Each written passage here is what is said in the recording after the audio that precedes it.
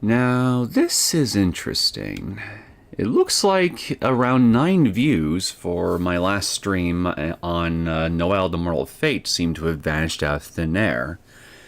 At one point, during the first 24 hours, it had a view count of approximately 26, and then, okay, good, I'm coming out loud and clear. And then, shortly after that, 9 of those views vanished, bringing it down to a total of 27. Now, I'm unsure what exactly caused that, but I'm not gonna lie, I'm quite curious.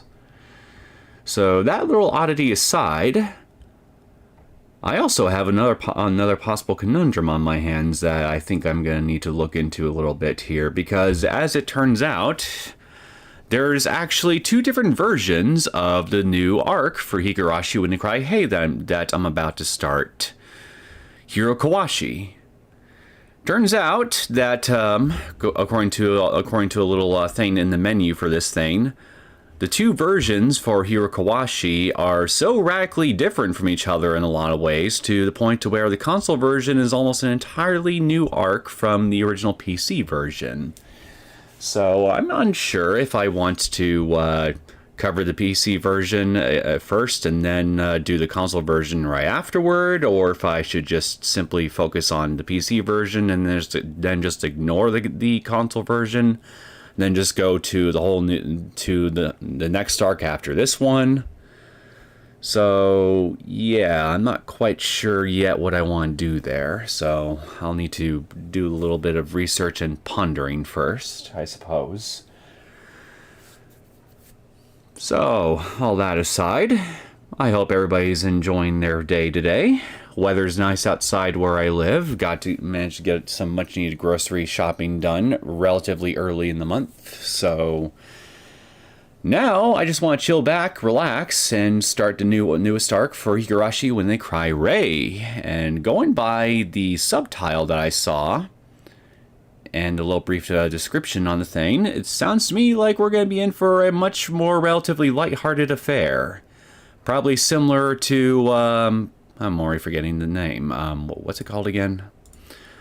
Give me a second. Hajisarashi. Yeah, something tells me we might be in for something that is similar in tone to Hajisarashi. I could be very wrong about that, and if I am, I'll be very surprised, but if not, then, well, hold on to your butts, because we're going to be in for another wacky one, methinks. So, with all that being said, let's just hop right into it today, shall we?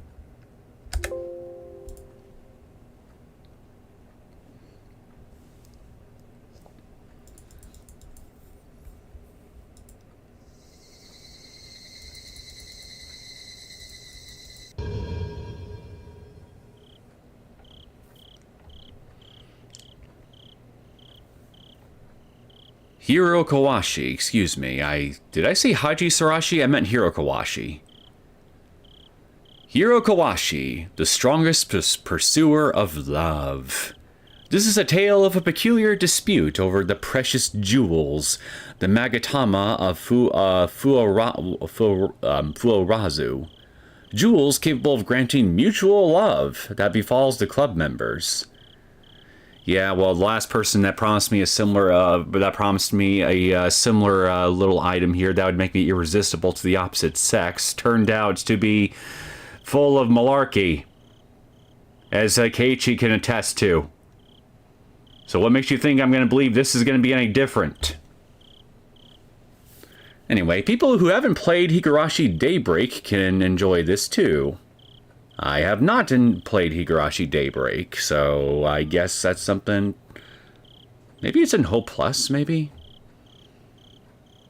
Whatever, I'll figure out where it is here, probably either during the stream or sometime afterwards. For other pairings, please enjoy Higurashi Daybreak.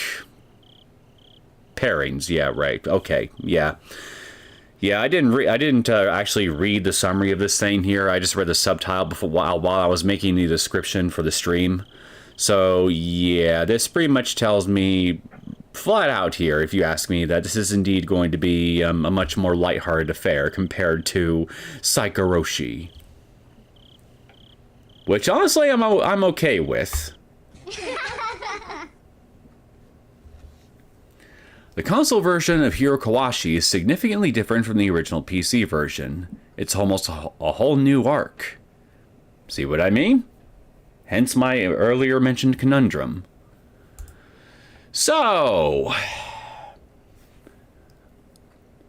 I'm going to stick to the original PC version here because, well, it's the original. It's the one that came out first, so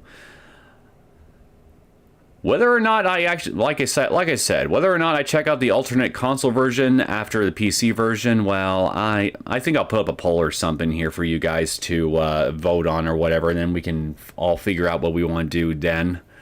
But for now, at least, I'm going to just start the original PC version, and then we'll figure out where we're going to go from there.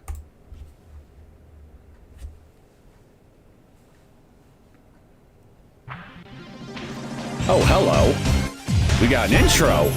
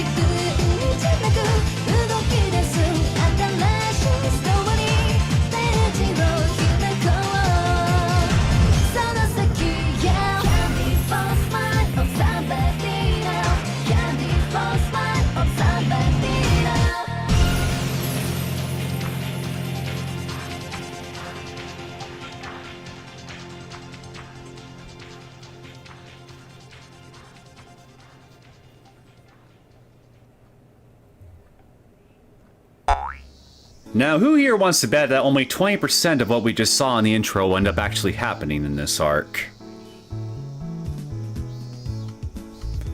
Anywho, it may not be necessarily the best image that I could use for this, but I managed to grab something from that intro. So let me update the thumbnail for the stream real quick. Oh, hey, get back there. I want you... There we go.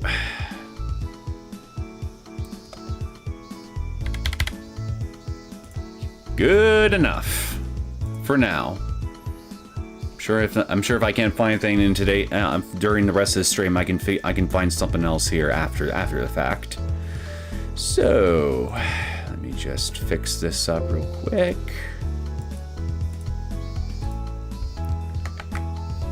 Now for managing the videos.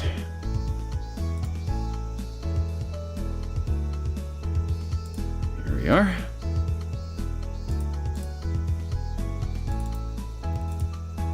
Much better. Much better.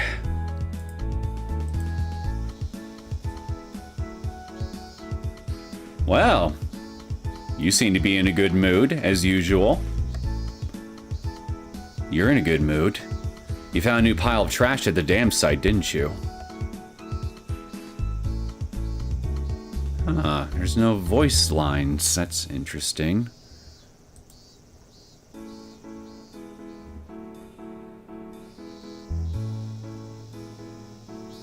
Okay, so, hold on. Please let the animation finish first or censorship level default. Let's put that on here. And hey, we got an actual little notification on the top of this thing now. That's neat. I don't think that used to be there before. So yeah, I don't know if it's the censorship thing that's doing this here, because I remember back during the main story arcs when I had the censorship levels adjusted to 0, so we'd get the completely uncensored script. There were a few instances where some of the bits of dialogue were not voiced, and I think that's because some portions of the script here never actually got any voice lines because they were the censored portions for like. Well, not necessarily international releases, but specific versions of specific versions that came out after the original game, if memory serves me right. But either way, yeah, if that's what this is here, then maybe we'll get a few voiced lines of dialogue here soon enough. At least I hope so. Yep, that's right. I wonder what's buried in the new pile. I predict I'll find a cute little treasure. After I get home, I'm going straight there for treasure hunting. Keiichi-kun, wanna come too? Wanna come? Who, me? I still haven't finished all the comics Mion lent me. What you reading? Ooh, a girl invites you out, but you'd rather read comics. Oh. Depends on the girl. This is what I get for helping a friend in need during club today, huh? No, I'm sorry, I lied. I'm all for treasure hunting. Push over. Please, allow this one to accompany you on your journey, Reina-san. Club activities today could be summed up as heartless. In other words, business as usual. Got it.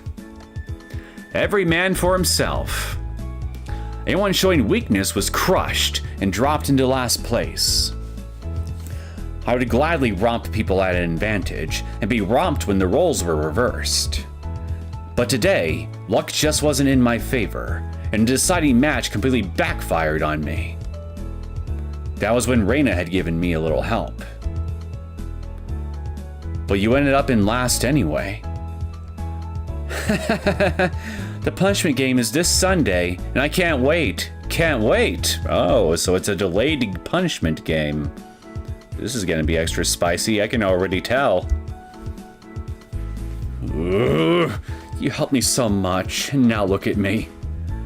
I'm worthless.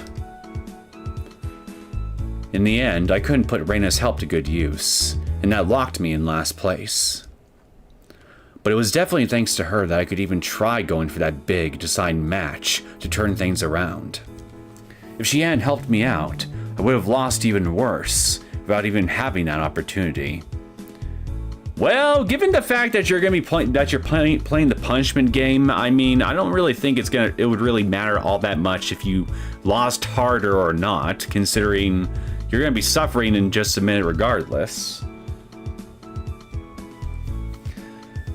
Ray didn't have any responsibility to try and rescue me.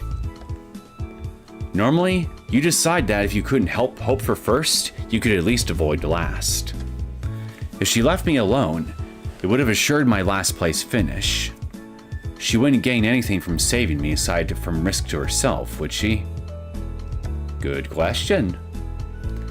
And yet she'd help me anyway. That fragment of kindness in the world of our cold, heartless club was sublime, as though the Buddha's nimbus had reached me in hell. The one rule of our club was to fight without pity or mercy. But even amidst that, Reina was the one who always held on to her kindness. Until she doesn't. She wants everyone to have a good time playing games.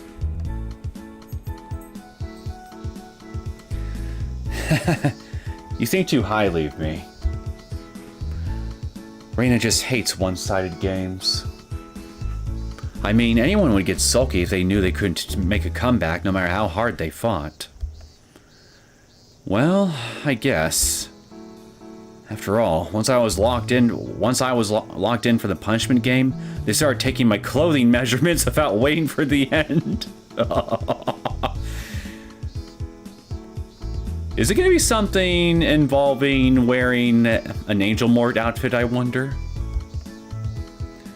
Ah, crap. What the heck do they need them for?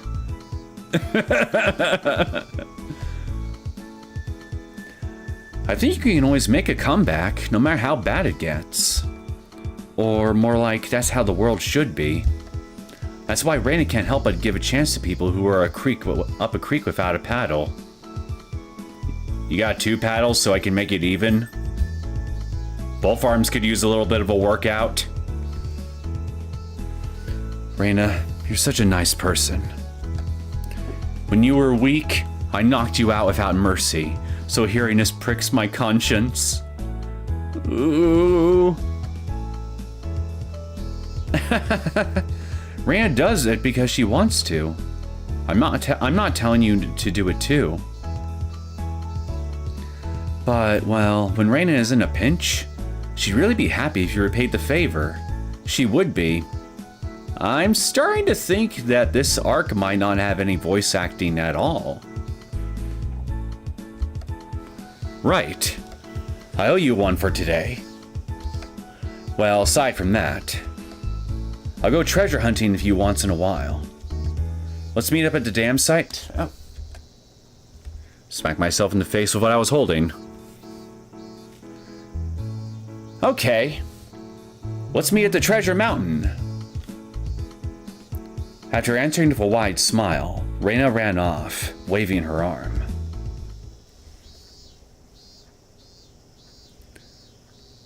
Well, the stream latency on my end seems to be holding up okay. I don't know about you guys though, but if there's any buffering issues or whatever you're experiencing, feel free to let me know. That way I can at least make note of this for the future. Rika! If you don't go shopping soon, you'll miss the special sales. Each customer can get 1 pack of eggs for 10 yen. Now that sounds dirt cheap. And a 6-pack of toilet paper is on sale for 8 yen today, and it comes with a sample bath cleaner. And we get twice the stamps if we go before sundown. Jeez, Rika, it was your turn to go shopping today. Rika! Why ain't you shopping?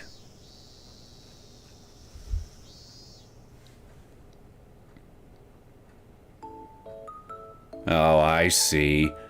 The reason you're not shopping right now is because you're busy torturing the puppy! Shame on you, Rika. Favoring animal cruelty for grocery shopping. You're a barbarian. A beast in human skin! What is it on you? Sanako's going to get mad if I don't go shopping soon. Way too late. Oh, Rika, here, look at this. What?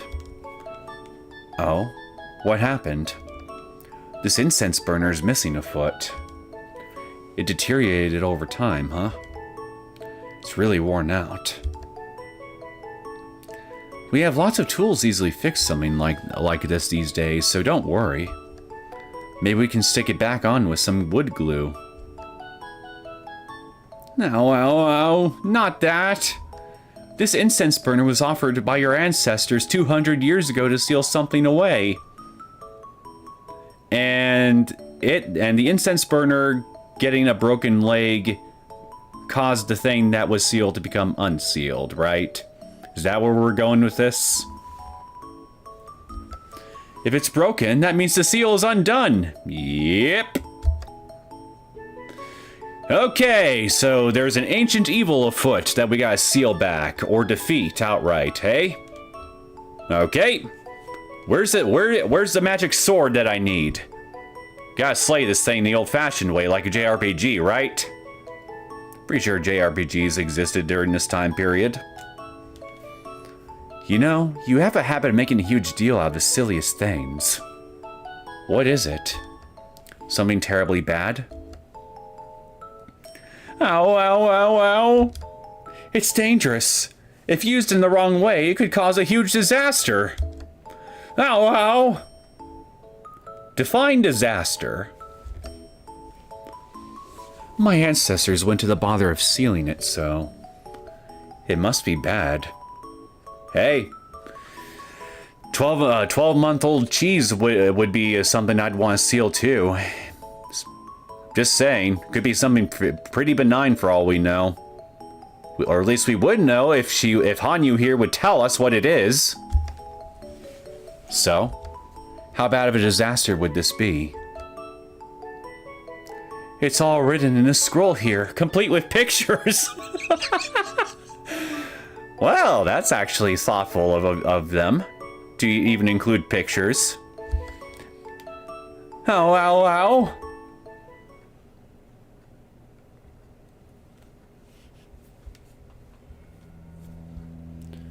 What do we have here? The calamity of the Magatama of Fuarazu?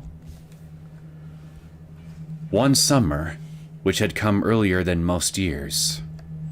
The Magatama of Fuarazu, two most valuable jewels, never to be removed from the premises, spilled into the world of man and brought forth a most terrible disaster. The way this is written, it seems like a lot of people were hurt. The Magatama of Fuarazu are valuable jewels of hell, left behind by the savage gods. Should they appear in the human village, the hell demons shall appear, possess its people, and create a hellish portrait of pandemonium. Okay, so the subtitle of this thing, of this arc is the pursuer, the strongest love, or something to that effect, yeah? So, is the version of pandemonium that this scroll is alluding to here just basically everyone becoming excessively love-hungry / horny / the combination of the two? Oh, the horror. Wait, does that mean a mass outbreak? That would be bad. Hey, a mass outbreak? I do believe in Ho Plus there actually happens to be an arc that's just all about that, if memory serves. It would be such a disaster that even Takano would be overjoyed. It has a wonderful power if used properly. But, well, if you use it wrong, things get this bad. It's very dangerous, so your ancestors sealed it away beyond the distant sky to place it far away from the human world. And now that the seal is broken, what happens? That which is sealed above the sky will be unsealed. Ow, ow. It's the flying spaghetti monster, isn't it? So it's simple. It'll fall down somewhere in the village. Which means we should find it right away and seal it again. But did you say it has a wonderful power if used properly? It might be something I'd want to play with a little first. Careful, Rika. That greedy impulse that you're feeling here could be the very disaster the scroll is alluding to. Ow, ow, ow, ow. Anyway, find it, quickly. If someone else finds it and figures out how to use it for evil, then... And someone like Takano always ends up picking these things up. Okay, so assuming that this is something that this thing has a power that's akin to Cupid's arrow or something like that, I can already picture what somebody like Irie, for example, might try to use it for. Made in heaven! And all that.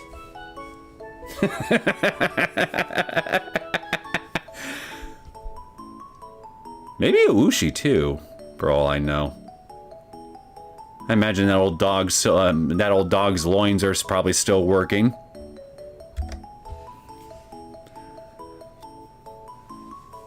And someone like Takano always ends up picking these things up. There's no way we can let that tramp get her fingers on the fruity shrine treasure. Why call her a tramp? What'd she do to you in this timeline? I don't think she's done anything bad yet, right?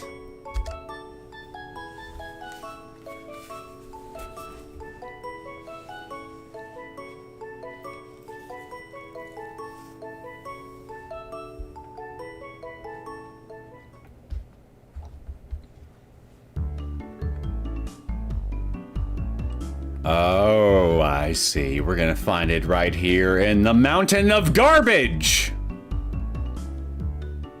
Of course. Of course. So that means then that Reina or Keiichi could be either one of them that could pick it up. Interesting. I wonder what will end up happening depending on which one of them ends up finding this thing. Treasure hunting! There's two fun things about it. One is obviously finding cute treasures, but do you know the other? Getting dirty. Getting all sweaty, not finding anything, realizing how precious our lives and time are, snapping out of it and going home.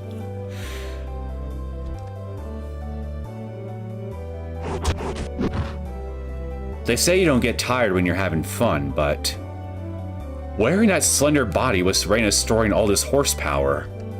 Probably the hips. Rummaging through an oversized garbage heap was exhausting in and of itself. It didn't take long for me to pull out a picnic blanket, spread it on a decommissioned vehicle's roof, and sprawl out on it. Lazy bones!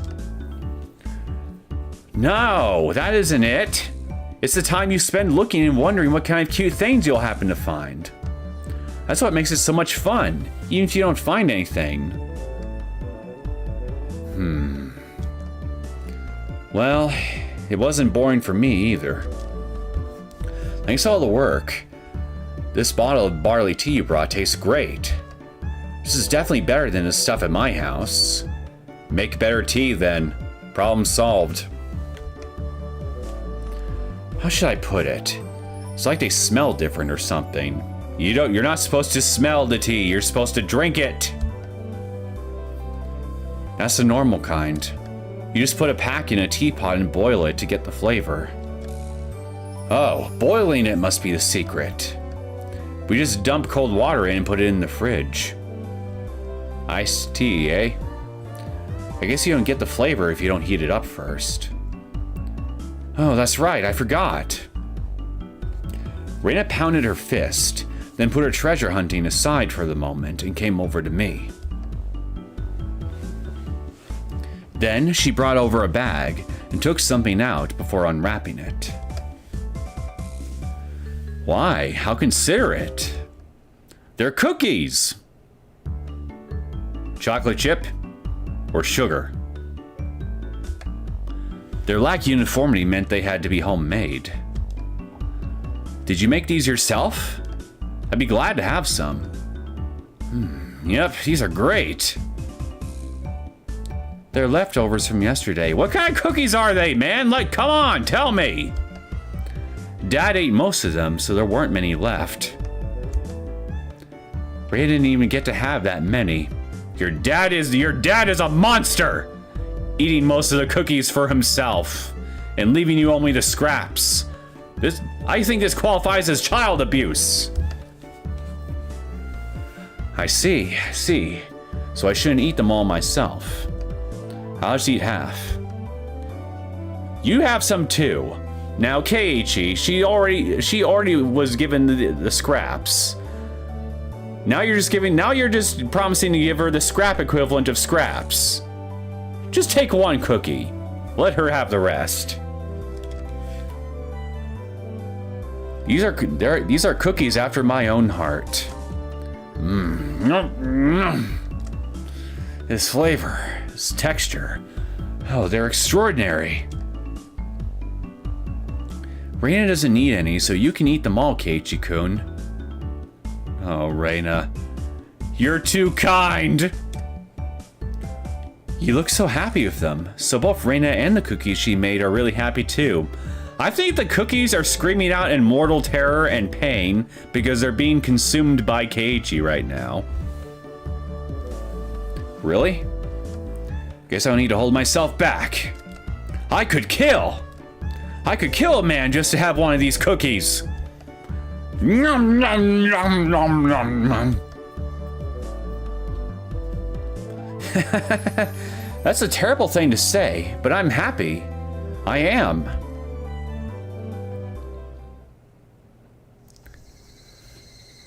This fun moment, sitting together. Going with Reina on a treasure hunt was the right choice. If I only ended up shutting myself up in my room with Mion's comics, it would have been rude to the day itself. Scarlet began to creep into the sky. Flocks of birds started flying past. Maybe they were going back to their nests. Reina had already put away the cookie wrappers. It looked like it was time to go. So what did you dig up today? Hopes for tomorrow, I guess. Aw, you didn't have hopes today, huh? That's sad. This pile goes a lot deeper. I'm sure something will turn up. Reina can tell by the smell. Hello? I bet you it smells like garbage. If you say something will turn up, I'm sure it will. Don't lose heart. Or hope. Will it be gold or a hot spring? I can't wait. Personally, I would hope for gold. If I go treasure hunting tomorrow too, will you come with me? I'll come with you anytime you want. Me? I'll consider it if I can eat more of your homemade cookies. I didn't bake any more cookies, so I won't have them tomorrow. If I don't make cookies, you won't come? Huh? Don't look at me with those eyes. Okay, I get it. I'll help you, so don't give me that look. You'll break my glass conscience.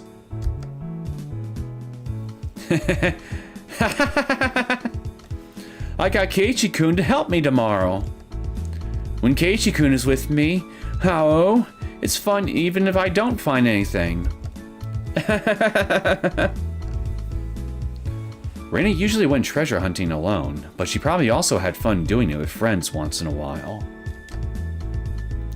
She gave me a fresh, invigorating smile, the kind she didn't usually show anyone during club games.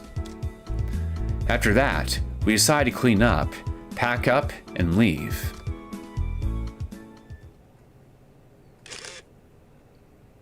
It sounded like a camera shutter. Who's taking pictures of me?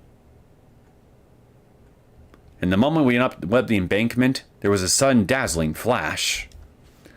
Yeah! My eyes! Should have guessed. Caught those blissful smiles on candid camera. Tomotaki-san. And Takano-san too. Hello. Hello, nurse. Hello there. Jiro-san has no tact, does he? Wrecking your date like that. It wasn't a date or anything. Not a date. Not a date. Right, Reina? How? A boy and a girl coming to an empty place like this to talk about the future? Well, well, that's fine. That's the kind of discussion that'll strengthen the bond between you. Right, Takano-san? Hehe. Back when we first met, Jiro-san would always have the funniest, most awkward ways of asking me out. Yes, I remember. Kinda. I remember one masterful excuse in particular. Do tell! Maybe I can take some notes. Eastman, hey, welcome to the stream. I got some lower latency settings set up for this stream here because I want to try to see if my Wi-Fi connection can handle it here. So if you experience any buffering issues or anything of the sort during this whole thing, feel free to let me know and I'll make a note of it for future streams. But from what I can see on my equipment at least, it seems to be handling itself just fine. So I'm gonna keep my fingers crossed and hope that the viewing experience will be just as enjoyable for you too. At least this way I'll be able to interact with you and the rest of the chat a lot closer to real time than before. Less delays and all that. But yeah, we are currently starting the PC version of Hirukowashi. And I've found out that there is absolutely no voice acting whatsoever for this thing, so I'm having to voice everybody. With mixed results. Although it kind of makes me wonder though if maybe the console version might have voice acting, because as it said in the beginning here, the console version is apparently so different to the original PC version that it's almost a wholly different arc. So again, I think I'm gonna put up a poll later on here to ask you guys if you want me to cover the console version of this arc too, because it's apparently so different. And then I guess depending on the results of that poll, I'll figure out what to do from there. But in the meantime, yeah, enjoy my voice acting for absolutely everybody and everything that comes our way. I remember one masterful excuse in particular. What was it? Whoa, whoa, whoa, hold on there! That was my mistake, and, well... Takano-san ran off, giggling, and Tomotaki-san chased after her. Hey! Come back here! What excuse did you use? I want to learn! From afar, they looked like they had to be a great couple. From afar, yes, I certainly won't deny that. They seemed mismatched at first, but they like each other a lot. Yeah, they have completely opposite personalities. They say opposites attract. Maybe they went together like the bumps and dents in puzzle pieces. Brings back the Neo from chapter 1. Yeah, that was before I actually started modding the rest of the chapters. Back then, it was just the good old Manga Gamer release. Those were the days. Oh, just like a bump and a dent. You're not thinking about what I think you're thinking about, are you, Reina? How? What do you mean? What do you mean? What do you mean? She asked me a third time, but the third time didn't even have a question mark. I'm not sure whether or not to take that as an ill omen. No, I wasn't trying to say anything weird. Stop blushing. You're only making this more awkward. I wonder. Bumps and dents. Bump, dent, bump, dent. Oh no, Reina's completely broken. No, seems to me like she's just pent up. The only way to solve this is her usual method, punching me out cold. Well, that's certainly a bizarre way to relieve sexual frustration, but I mean, hey, to each their own. Alright, Reina, I'm prepared. Give me your usual lightning-fast punch and KO me in an instant! And Keiichi, you seem more masochistic than usual today. But then, something flew toward Reina and clunked her in the head. What was that? Okay. Who threw the thing? I'll kill him. Reina suddenly choked up and fell to her knees, coughing over and over in a way that clearly wasn't normal. Hey, what's wrong? Are you okay, Reina? I rubbed Reina's back as she coughed. What in the heck just happened? What's the matter? Are you alright, Reina-chan? Hang on. Can you breathe? Did you two throw something and hit Reina just now? Oh, I see. That must have been the thing from the sky that's been unsealed. It must have finally just fell out and hit Reina downside the head, right? Huh? What are you talking about? I definitely saw it. Someone came flying and hit Reina in the head. I mean, I was sure it was something Tomotaki-san or Takano-san had thrown. My bets are on the nurse. But they wouldn't do something so mean, would they? Then what was it? Are you telling me that whatever it was, it fell from the heavens or something? Are you all right, Reina? Do you need a handkerchief?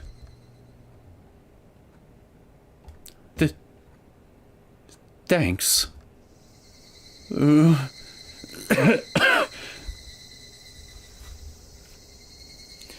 you swallow something the wrong way?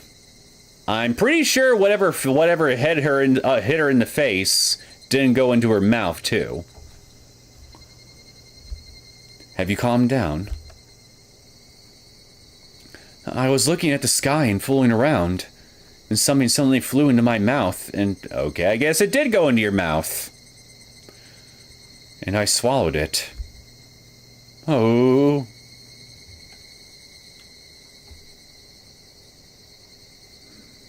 Okay, so whatever this saying is, it's small enough for a person to swallow. So here's the question that's now in the forefront of my mind. How exactly are we going to get it out of you?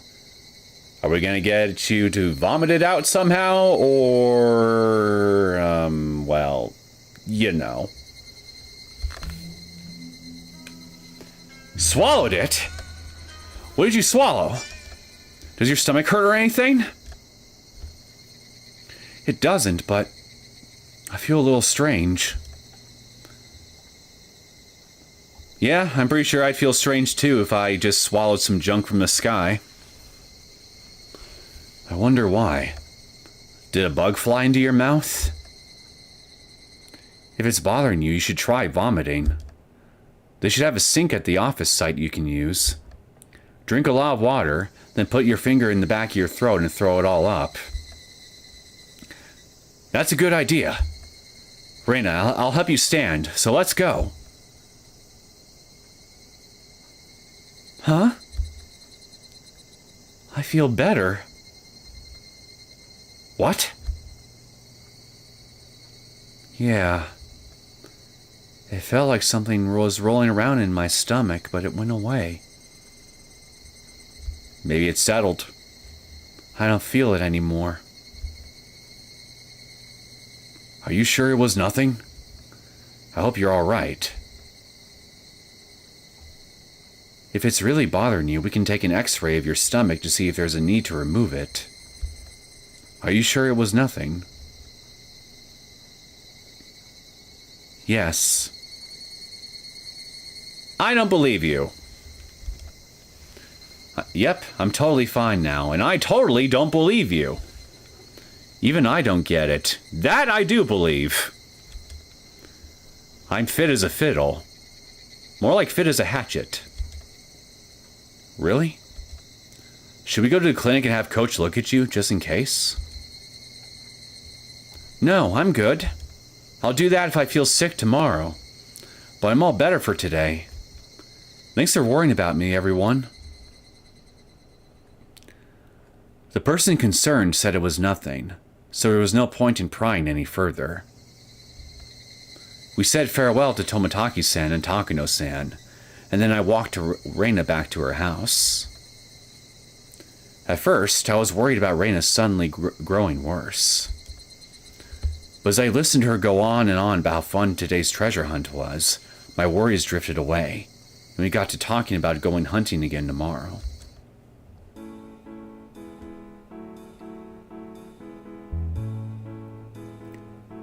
Bye, Keiichi-kun. Thanks for taking me home. If club tomorrow ends early, let's go treasure hunting together again. Yeah, and thanks for the cookies and barley tea today. It won't be homemade, but I'll bring some kind of snack tomorrow. Please look forward to it. Awesome. I can't wait. Reina's mood seemed so good that she was fit to burst. As I watched her, I completely forgot about the fuss over the foreign object earlier. Don't worry, I won't forget it.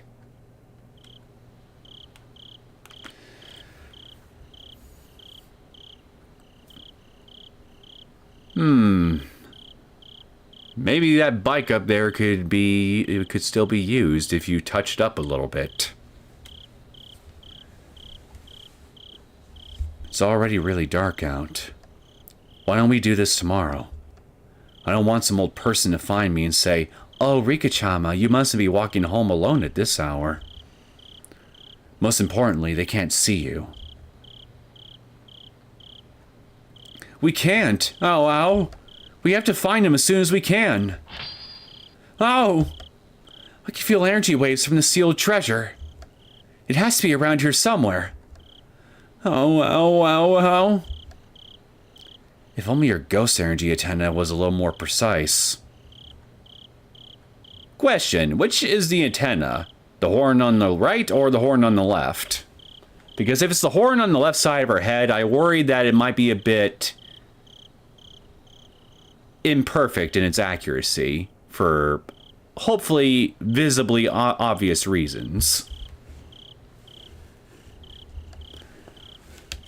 We've been coming and going all over the village. I'm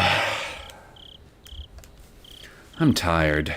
And I'm thirsty. You don't know the terrible power of the Magatama Furuwazu. If you did, you might be a little more enthusiastic about this. They're mystical jewels that bind people in love, right? If you give one of the pair of the red and white Magatama to your sweetheart, your love will be reciprocated. Isn't that wonderful? That's exactly why it's dangerous. The young people around here would have a big, bloody war over them. One story says that a group of men start killing each other over a single maiden. I don't know, would you really need some powerful spiritual stones to have something like that happen? Realistically speaking? Both. Ah, both her horns? Yeah. Yeah, you're probably right about that. It's nice being young, isn't it? But I guess you're right. They shouldn't be lying by the roadside. Perhaps once the Fruity Shrine Maiden retrieves them, she'll have a little bit of fun with them before returning them to the heavens. No! You can't! Oh, ow. We're getting closer. We're getting closer. Oh, ow, ow, ow, ow, ow. Ah! Uh-oh. The doggy tripped. Check its paw. I thought I saw something glimmer in the dark night road. It almost looked like luminous paint, and for a few moments, the light shone weakly. Is that it? I pointed my flashlight at it and saw a small open box on its side. Though small, it had an intricate design, convincing me it would make sense if it held the Fruity Shrine's treasure. But the outside didn't matter. What mattered was the inside. Ah! Oh, ow, ow, ow. Empty. Like my head. I see. The two Magatama, one red and one white, would sit in these dents. On the inside, it was made like a jewel box, empty save for the two depressions the Magatama probably fit into. It might be lying around nearby. Let's look for it. Wait a minute. If Reina swallowed one Magatama rather than both at once, where's the other one? Why don't you use your ghost antenna? A human can't search for such a little jewel in the dark. Well... Oh... I think my ghost energy transmitter is stuck in the box, on this box instead. If they're not in the box, I can't search for them. Oh. You might as well not have one at all in this case. How useless. Wait, transmitter? What? I swung my flashlight about, but it was clear to me that even if it had been daytime, we wouldn't have been able to find anything in all the gravel and weeds. The Magatama were probably only the size of candies, judging by the size of the depressions in the box. They probably flew out when the box fell out of the sky and hit the ground. And right next to the trash piles? The day falls down this slope and into that mess. It'll be over. We'll never find it. Actually, what about Reina, Lord of the Trash Piles? Not Lord of the Flies, but the trash! The red and white jewels were called Magatamas, but the pictures of them in the scroll looked more like key rings, with seals on them. To be frank, Reina's fingers would be itching for these. Come to think of it, Reina said she was going to stop by the landfill, didn't she? There was a new trash pile, so I think she wanted to go treasure hunting. Could Reina have picked them up? I don't know. I'll ask her at school tomorrow. Calling her this late would be pretty rude. Oh, well. Let's call it quits for today. Sako will get worried if I'm out any longer, and she's probably still mad at us for not shopping earlier. And if I read the scroll a little more closely, it might give us a hint, right? Oh. I'll take that as a yes. Good grief. This is one troublesome magic item that made its way into Hinamizawa. Wait. I end up reading old documents and treasure hunting no matter what scenario I'm in. You're leaning on the fourth wall a bit, don't you think? Ah, it's true. Good grief.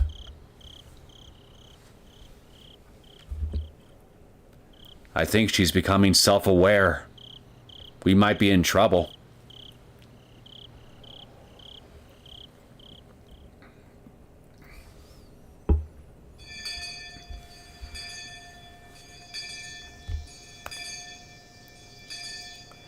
Today, our normally fun lunchtime was somehow lacking in excitement. This was because Reina had been acting strange since this morning. There we go. You haven't looked good all day. Are you feeling sick? No, I'm not sick. Oh. There's that sigh again. Did you know that every time you sigh, a little more happiness is allowed to escape? I don't know, speaking from personal experience, it's not happiness I feel escaping every time I sigh. Yeah, happiness. Wasn't this bad when we first got to school? Was she sick after all? She's been kind of dazed all morning, like she was running a slight fever. Yeah, she's probably sick, all right. Lovesick. But the question is, towards who? My bets are on the idiots whose sprite we can't see right now. And if I'm right, I wonder how Mion's gonna take it. Do you want some cold medicine from the nurse's office? The difference in temperature between day and night has been pretty extreme lately. No, I'm okay. Today, well, could you leave Reina alone? Could you? Reina said only that, her tone lethargic, before leaving our circle and going back to her seat. Then, she rested her chin on her hand, stared out the window, and sighed again.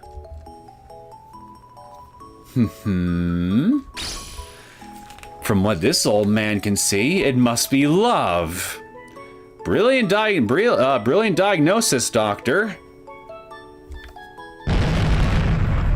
Love? That's, well, oh, what a splendid occasion indeed. No doubt about it. Her mind's been somewhere else all day, filled with thoughts of a certain someone. Putting your chin on your hand and sighing like that? Isn't that exactly what a maiden in love would do? Who the hell is calling me from Florida? Yeah, some kind of scam call coming in. Getting a lot of those lately. You think? It looks to me like, well, that she's feeling sick because she swallowed something weird yesterday. Something weird? Yeah. Yesterday when we went treasure hunting. Something, I don't know what, fell on her. Then it popped right into her mouth and she swallowed it whole. So what? It fell from the sky?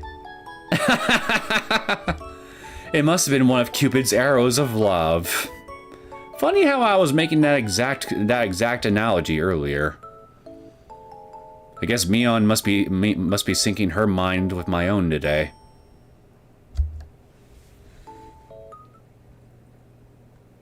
I saw that, Rika. I saw the ears and the tail. You can't hide them from me. Anyway, why are you wearing... Why did you have the cat ears and tail just now? Fell from the sky? Oh, wait, I see.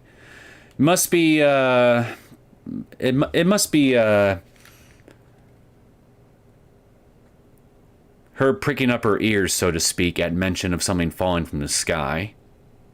And this is just what they chose to do in order to visually indicate that. I gotcha. As we were focused on our Reina discussion, Rika-chan, who had secretly planted a frog toy on Sako's seat, picked up her cat-like ears and turned around. Those are just human ears viewed from the side, right? Why don't you check? If you dare. I must be seeing things. Keiichi. What's wrong with Reina? Well, get this. Yesterday, she said that someone had dumped a new trash pile at the dam site, and we went treasure hunting there. The usual stupid stuff happened, and right when she looked at the sky with her mouth open wide, something fell, dropped right into her mouth, and she accidentally swallowed it whole. Let this be a lesson to you, everybody. Never stare at the heavens with your mouth gaping wide open. Ever. Something fell out of the sky into her mouth, and she swallowed it. Hanyu, did you hear that? That can't be. Ow. Not gonna lie, I didn't think they'd make the connection quite this quick. Hanyu being invisible was convenient at times like this. As Reina breathed another sigh, her expression absent-minded, Hanyu went right up to her, held her hands above her head, and started trying to sense something. Ow! Eek! What did you just yell for? Wait, you mean... A Makatama is inside Reina! The Makatama's power is inside her! You hear that, Reina? You have the power! Well, that makes things easy. Want to try a drive-by gut punch? Well, hey, that would actually probably be the quickest way to go about it. So, by all means. Actually, her counterattack would kill me. That's true. Get Keiji to do it. But what if I want the meteorite carrying the alien zombie virus to see who's boss?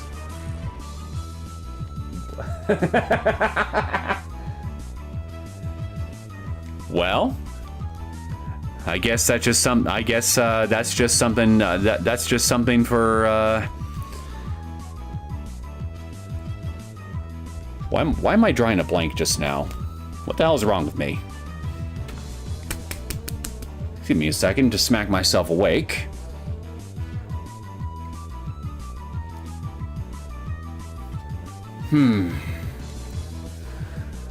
Well, I lost one train of thought, but I came up to another one. Speaking of aliens and meteorites and all that, you ever seen the old horror movie The Blob? Specifically the 1970s or 80s version? It's kind of something similar to that, except the alien is, well, then again, I guess I won't spoil it if you're actually interested. But, well, it's certainly one interpretation as to what could happen with an alien coming in a meteorite. It's certainly one interpretation of what would happen if an alien meteorite came into town one day and then just decided to just ruin everybody's day. Spoiler alert, it's not pretty. I have not. There is also the War of the Worlds, if you want an even older example of that, and that was originally a book, and well, there was more than one meteorite containing aliens. Spoiler alert for that one too, things don't go well for the human race in that one either. But yeah, if I had to subject myself to one or the other, the War of the Worlds or the Blob, well, if you don't mind gore, horror movie gore, then you might have a little bit of fun with the Blob. But if not, then I would go for War of the Worlds.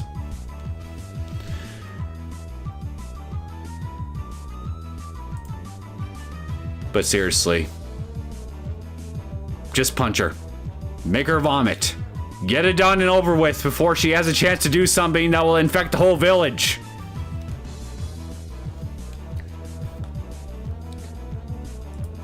What about giving her a lax?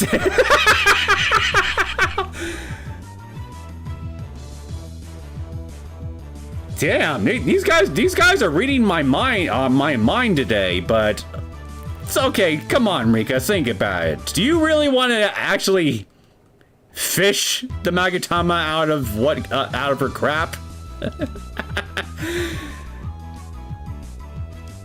Wait, this isn't a joke. It isn't that simple. Oh wow. It's not even shaped like a Magatama anymore. Then what's it shaped like? A tapeworm?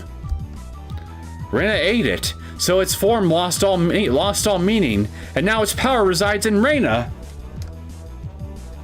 Which means what? You can't take a dose of Magatama and absorb it through digestion? What? What now? You were the one who created this item. Can't you do something? Wait, did she say that she created this thing? I don't think I remember her mentioning that. Of course I can do something.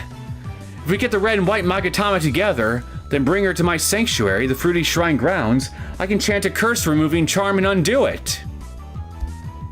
Then it's simple. Let's bring Reina to the shrine on the way home and that'll be that.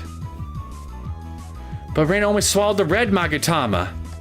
Without the white one, I can't undo the curse. Reina won't fall in love with whoever picks up the white Magatama. And if the red Magatama's effects are appearing in Reina now, that means someone already did. That person is now the only thing on Reina's mind. Well, we know it's not Keiichi because we didn't see him swallow anything. So who is it, I wonder? How? If Reina goes out of control and does something she can't take back, a fait accompli, it'll ruin her whole life. Ow. Why, you little... You made these magic items! You better take responsibility! Why the heck did you make something so dangerous? If you just use them properly, they have a wonderful effect. They can bond people in love. Wow. This was Riku's idea, wasn't it? You listened to him, made these items, and now look what's happening. But they caused a huge disaster a long time ago, didn't they? I get it now. I know exactly why my ancestors sealed them away. You're such an inconvenient nuisance of a god. Ouch! Oh well. But on the other hand, if it came undone like this, your ancestors didn't do a very good job sealing it. When they sealed it, they'd offered steamed bun. If they offered steamed buns or something to me like they were supposed to, it would have made the seal stronger. You're blaming them. You're blaming this on her ancestors not offering you steamed buns? Really? Yeah, okay, sure. Why not? Imagine if it's Principal Kun, who's sensitive about his baldness. Well, hey, look on the plus side. Reina would love him with all her heart. Shiny head and all. So, it'd work out for him from a certain point of view. Although it would end up freaking me and everybody else out in the process. Right, okay. Now you've said it. Offerings are important, right? Since you can't eat them, I'll eat instead. The stuff we get at 7th Mart for such a bargain yesterday, that is. The giant maximum spicy king-size kimchi. And I'll make it a special version just for you, where I mix together mustard and wasabi and Tabasco sauce and pour it all on top. Oh my god. Okay, look, I get you're mad at Hanyu, okay? I understand, but do you really want to torture yourself this much just to get back at her? Like, come on, there's gotta be a limit. I'll be totally okay with that, but what about you? I wish I could believe you, but I don't. Rika, your sense of taste is crazy. If you ate that, you'd burn your tongue off. And then I'll shove it all inside those cream puffs I got for you. Oh, now that's just mean. Yeah! Demon. You're a demon, a brute, a monster. Now that is rich coming from you. Stop it! Stop it! Ow, ow, ow, ow, ow, ow!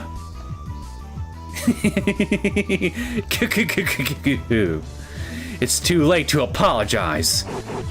Eat this! Wait. Meep? Suddenly, someone picked me up by the back of my shirt. Who's stopping me? Release me at once! What am I, a kitten? Hey, you did have the cat ears and tail a few minutes ago. Meow. I looked up to see Keiichi holding me. I don't get what you're floundering around for. The dog is making life difficult for me. That's why. But you know something, don't you? Something about what happened to Reina. Well, someone's particularly observant today. Meep? Meep? We'll need someone who speaks Meeplish to translate. Which is it? Yes or no? She's faking innocence, which means she's guilty. What did you do to Reina? Guess there's no point in pretending anymore. She swallowed a stone from the sky and now she's in love with somebody who I've yet to identify. There, I summed it up for you.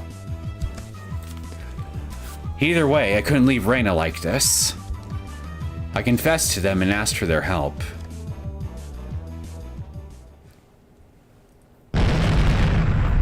Sacred Furuti Shrine treasures. The Magatama for Fuarazu? That's right. Very amazingly annoying treasures that bind people in love, whose names is said to mean not knowing discord. From the scroll's pictures, they just look like key rings with seals on them, don't they?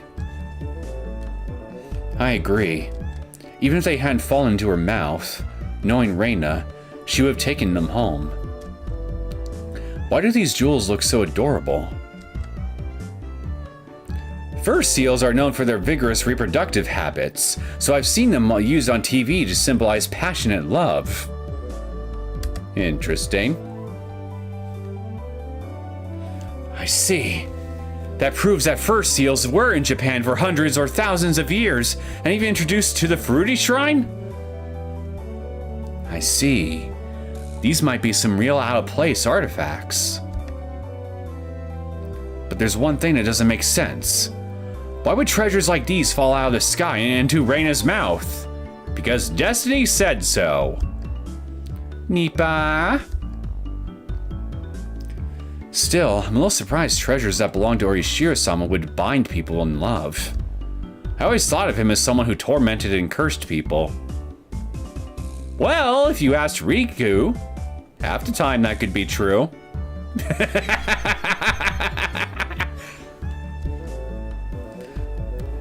People have been talking a lot about Orishiro-sama's curse and stuff in recent years, which gave him a reputation for wickedness, but originally, he was a god of marriage. Of course, mainly he'd curse you if you didn't get along. Go to marriage counseling or be cursed! Oh, indeed. I believe the Fruity Shrine used to sell marriage charms.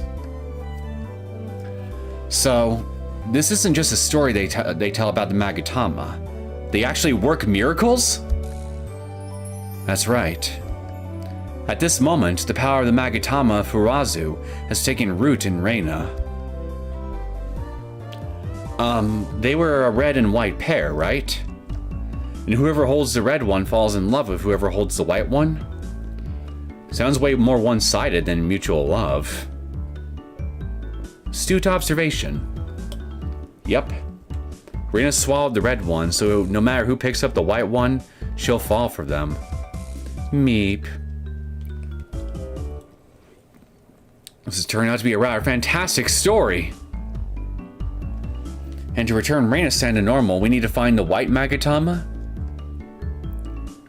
Plus, given how she's acting, someone's already found the white one, right?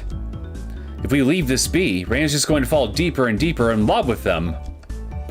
Regardless of how she really feels. Seriously, imagine if it's Irie or Ushi or somebody. That could just be comedy gold in of itself. Or nausea fuel, depending on who you ask. Yeah, Orishiro is known as the god of love in the neighboring town.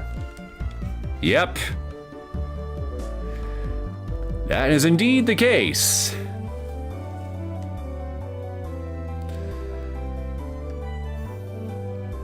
Sounds romantic, but we have no clue what sewer the other person crawled out of. We can't have that. Now.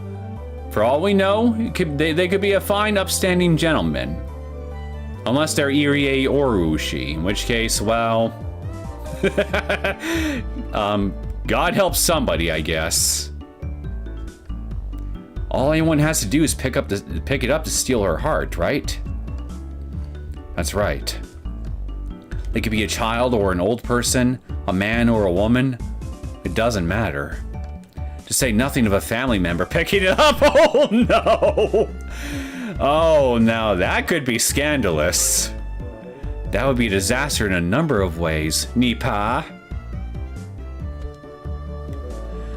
Well, I can't imagine it'd be her mother that would pick it up. So the only other family member that would leave would be Daddy Dearest, and oh no. Oh no. I should not let my mind go there. Oh no.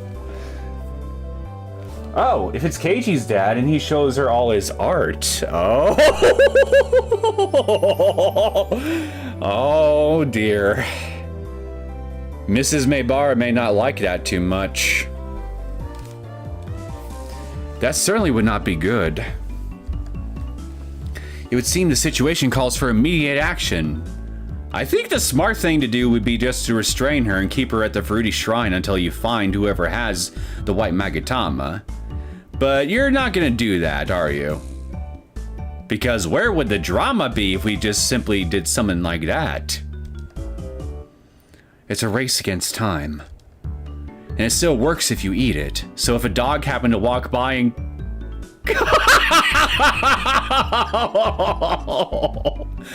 Oh no, no, no, no, no, no, no, no.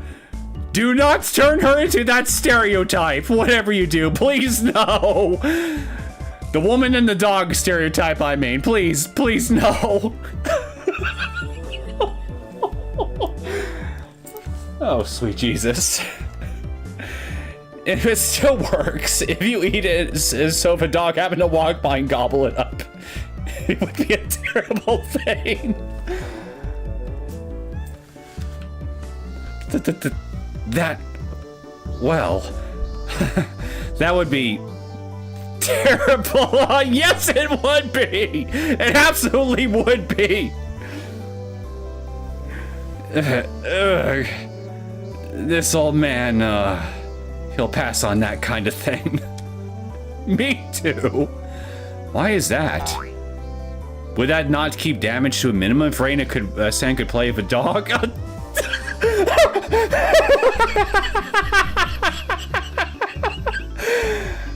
Oh, Sadako, she's too innocent to realize what we mean. Oh God. Sadako is still pure. Pat, pat. God. Anyway, we know these Magatama magically deceive people's hearts. We gotta do something before it's too late. Yeah, free will is important in love. Free will is a myth. Religion is a joke. We're all pawns, controlled by something greater. Memes! The DNA of the soul! I wonder how many of you get that reference. You can't force it with some magic spell or another. Even though that does seem a little romantic. Anyway, let's do something before it turns into a fait accompli. If we don't, it'll become a real disaster. The problem is, who picked up the white seal? Hinamizawa may be a rural village, but if we don't know who found it, there's nothing we can do. Well, that's not necessarily true. We could ignore my earlier advice about keeping Reina locked up at the Fruity Shrine grounds, and we can just simply keep her on a leash and walk her around the village until she starts eyeing somebody really intensely, and then the second that she does, we'll probably find out who it is, and then from there, we promptly restrain them both. Simple.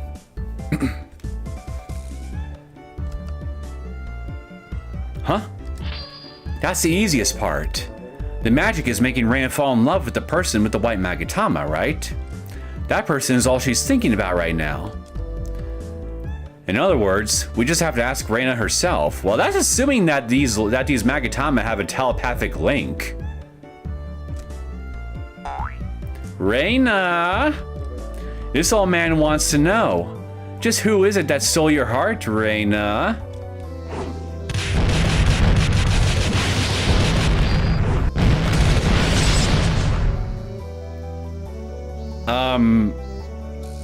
Are you okay, Mion? Are you alive? I'd seen Reina go into a frenzy more than a few times before, but this had to have been the longest one yet.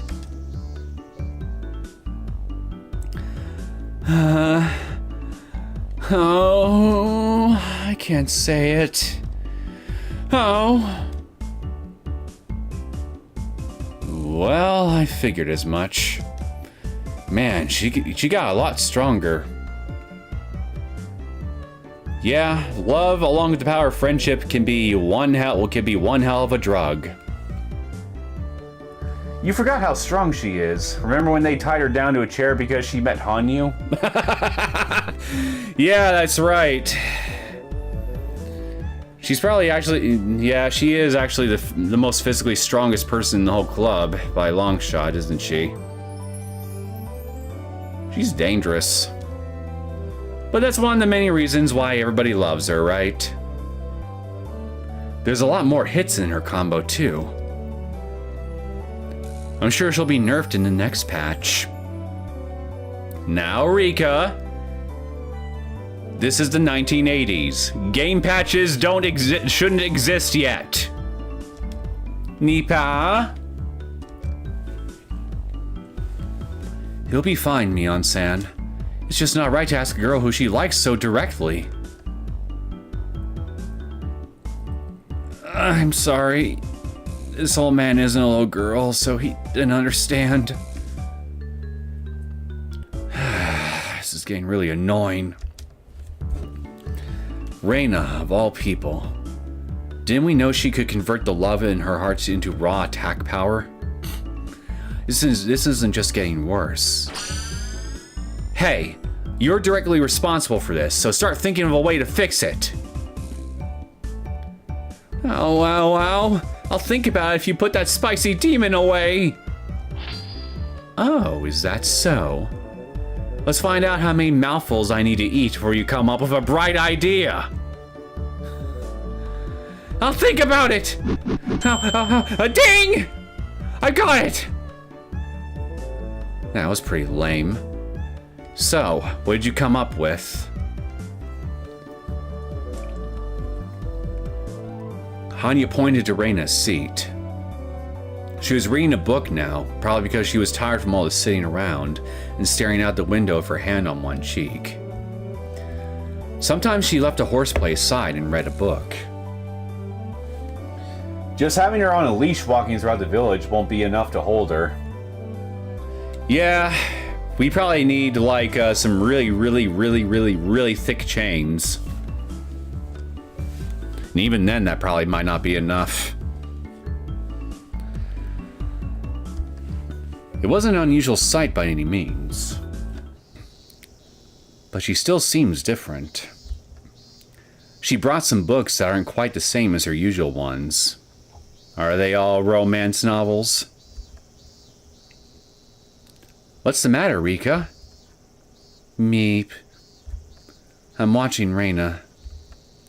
She might give us a hint. I wonder what she's reading. I can't really tell from here. Having learned her lesson from Reina's attacks earlier, Mion was being careful to keep more distance than she had to. What is it? Oh, I think it's a how-to book. How to catch the man of your dreams? Or, God forbid, the doggo? I wonder what she's learning about. Ah, they're photographs. It's a photography magazine. And she's got a camera catalog, too. No. No, camera catalog. Photographs. It's not Tomataki, is it? There's only one person in Mizuho who matches those keywords. Yep, no doubt about it. She even has the weekly supplemental peeping issue, Nurse Low Angle Special Edition. Well, if that isn't proof enough, I guess I don't know what is.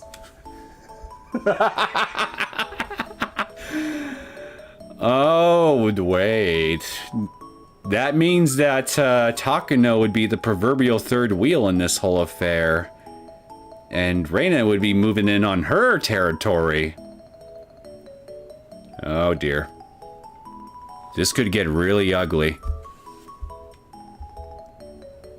We saw Tomotaki at the place. Oh yeah, that's right. Yeah, they were around the same location, weren't they? But yeah, this could get ugly. Entertaining most likely, but definitely ugly. There's only one person it could possibly be.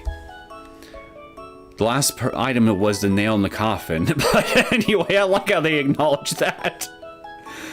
Anyway, it meant it had to be that guy. Jeez, he's always just wandering around, so why does he end up being a key person in every single world? Blame the head writer. Oh, I wonder if he'd teach me how to use a camera if I asked him. If I did. I wonder if he'd go into great detail. If he would. If he would. I wonder if he'd treat me nice if I dressed up as a nurse. Please do it. Please do it. Direct while Takano is in full view of it. Please. Please send her off the freaking deep end. For my own amusement's sake. Oh yes, we are playing with fire, baby. If I dressed up, and then, ow. Reina calmly got out of her seat. Yeah, calmly, I'm sure. Hearts and flower petals filled her eyes, and doubtless you would see an even more... Wait, hold on, I wasn't done reading that. And doubtless you would see an even more amazing image if you peered into them. Yeah, I'm pretty sure amazing would probably be one word for it. Hey, Mi-chan. Reina suddenly feels really sick, so she's going home early. Wow. How brash. Reina bursts out of the classroom without waiting for school to end. I wonder how Chi-sensei will take that. Is she even around? Ah! Reina! Oh, Tomita-kun, Okamura-kun, perfect timing. Don't let Reina leave. Stop her! You're having the small children try to restrain Reina of all people? Are you nuts? We can't do that. We saw what she did to the class president just now. Smart boys. It does seem impossible even for all the club members at once to defeat her. I don't know. I think Keiichi proved otherwise single-handedly in Chapter 5 of the main story.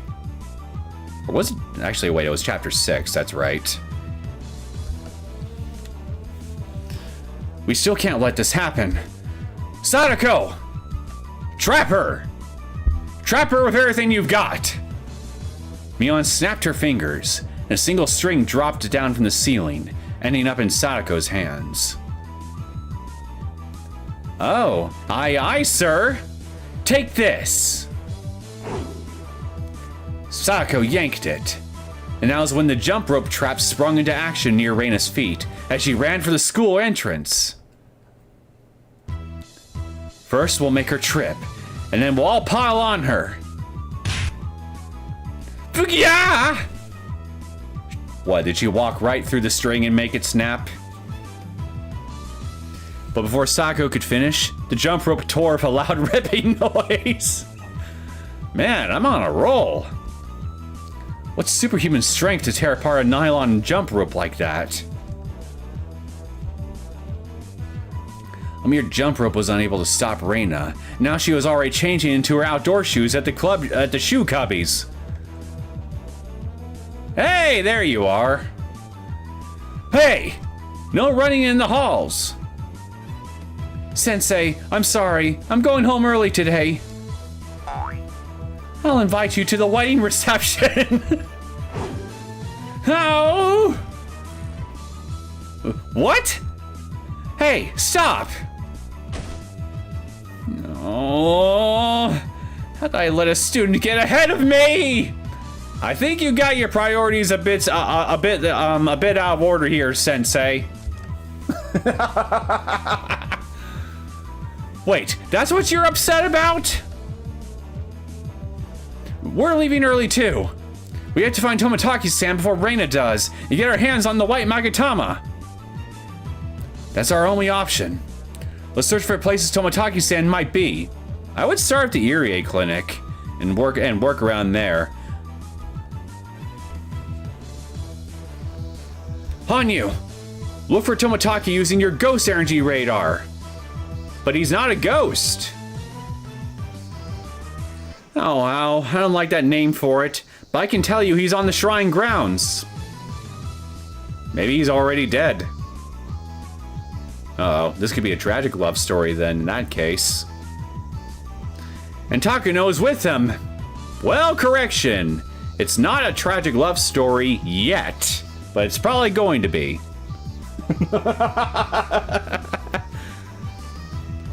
Oh, wonderful. Hooray for cliches! Couples are always together at times like these, aren't they? Tomotaki should be at the shrine.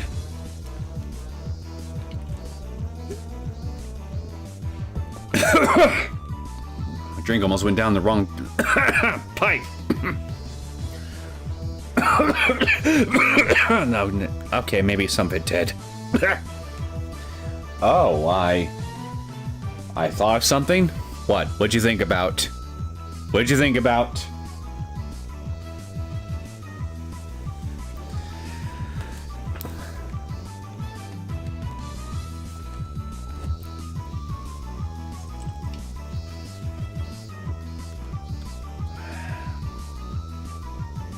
Okay, I guess while you're typing, I'll continue on for a little bit. If you're typing at all, in which case, well, yeah, I'll just continue. For now. You think so too, Rika-chan? I was just thinking that. But it looks like Reina-san's thinking the same thing. She's running towards the shrine. What monstrous speed. She'll be outside in a flash at this rate. All we can do is chase after her.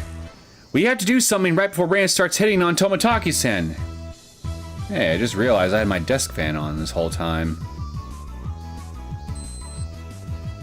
Don't know if you've been able to hear that this whole time, but if not, then I guess maybe that's something I can keep in mind for the future too, because that means this thing's actually quiet enough to where I can have it running, even with the mic on.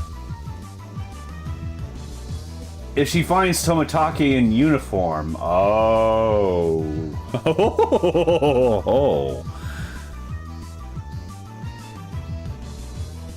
Now that could make things even more spicy.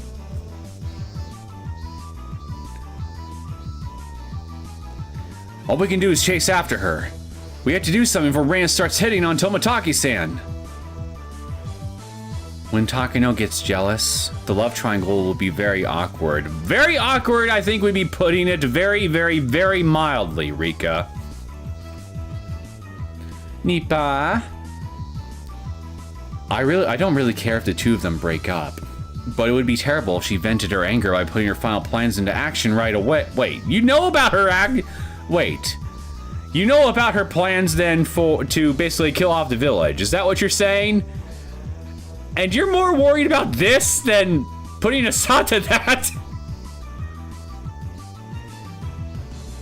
Okay, maybe I shouldn't think about this too deeply, because clearly we're going for something more lighthearted and nonsensical. So, yeah, I should just ignore this. Just ignore this tiny little detail. Reina had already vanished out of sight. But we couldn't stop here. Our only choice, like Mion said, was to chase her down as fast as we could and keep casualties to a minimum.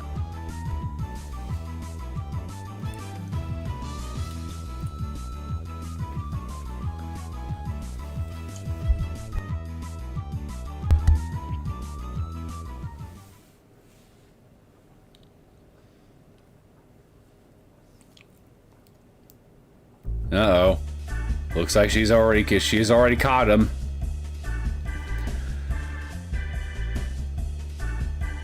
And so, when we made it to the shrine... cliches are wonderful.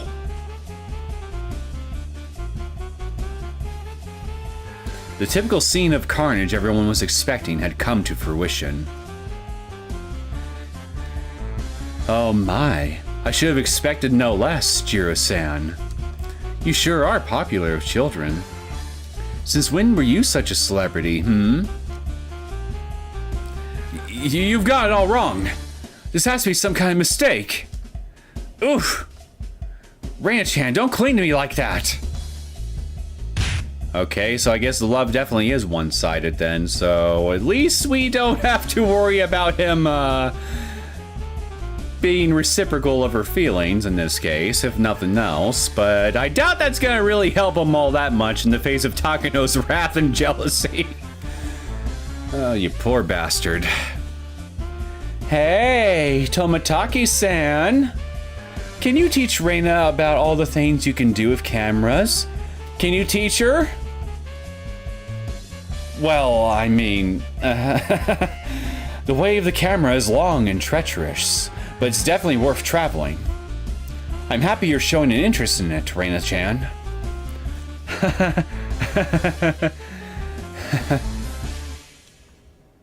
Oh well, don't mind me then.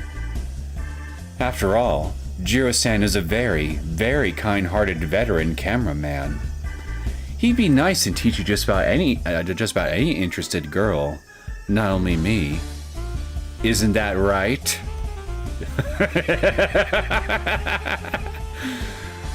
That kind, gentle part of you, Tomotaki-san. Reina loves it. I wonder if you could teach me about cameras and many other things too.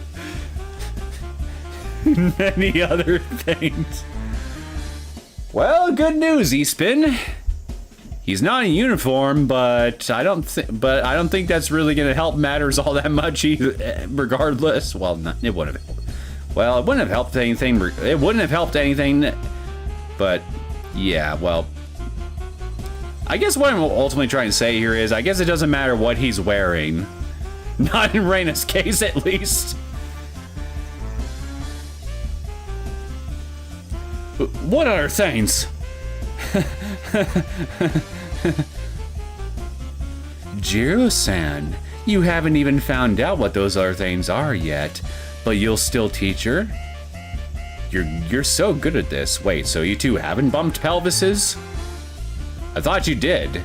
And it was kind of very vaguely alluded to in the connecting fragments or something. At times like those, Jiro-san can be very forceful.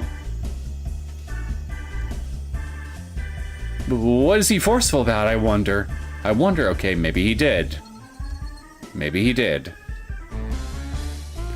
But Reina, well, if it's Tomotaki-san, she'll let him teach her. Just about anything. Just about anything. No,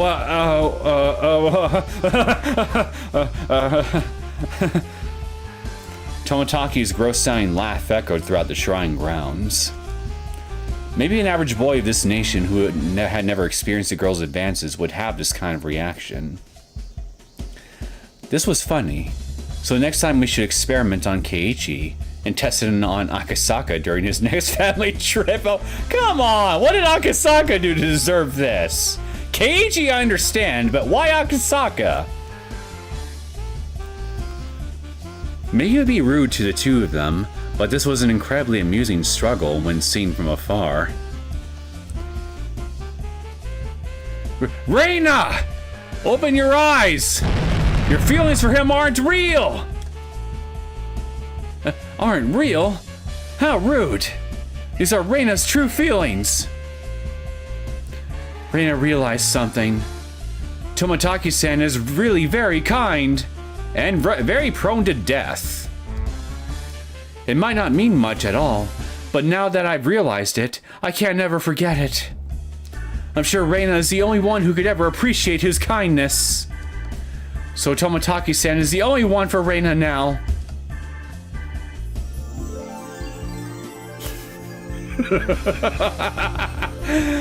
Oh dear. Takano definitely did not like that.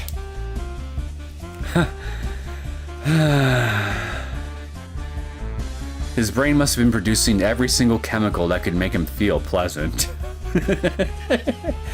Tomotaki made a face like he was in heaven on earth, and he stood there in a daze, a trickle of drool hanging from his mouth. You might want to snap out of it, because this is not a good look for you, man.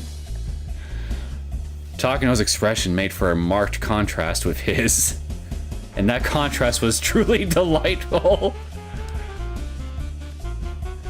Tomotaki-san! You can't forget about Takano-san! Are you going to abandon your own partner? That's right. I'm sorry, Reina-chan, but I already have Takano-san. So, well, I wonder what you mean by partner. You'll have to be more specific. You have to say exactly what you mean, or I won't understand. She's kinda got a point there. You need to be more specific. Well,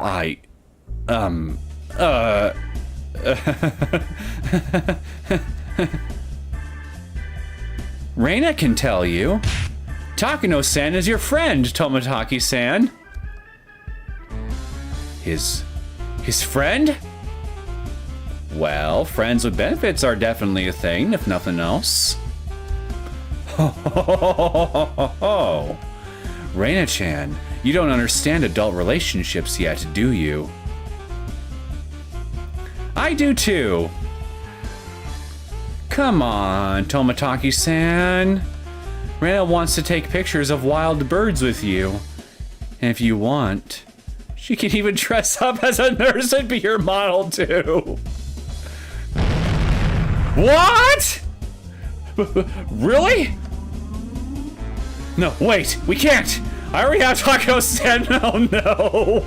He's thinking about it. He's seriously considering it. You'd rather have someone you've asked several times to let you take a picture of her in a nurse outfit, but never gave you the okay? How would you know that she never gave him the okay? How rude. Jiro-san would never say anything like that. That's a lie! Reina understands everything about you, Tomotaki-san. You say you're taking pictures of birds, but your eyes are always drifting to Takano-san instead. Reina knows. You don't want to take pictures of birds. You want to take pictures of her. But all Takano-san does is say suggestive things and won't let you take any pictures. That's mean. It makes her a failure as a partner. Reina will take her seat as your partner home with her. Reina would be your model, Tomotaki-san. Come on, Tomotaki-san. For your nurse uniform. White or light blue and pink. Which would you like? Like...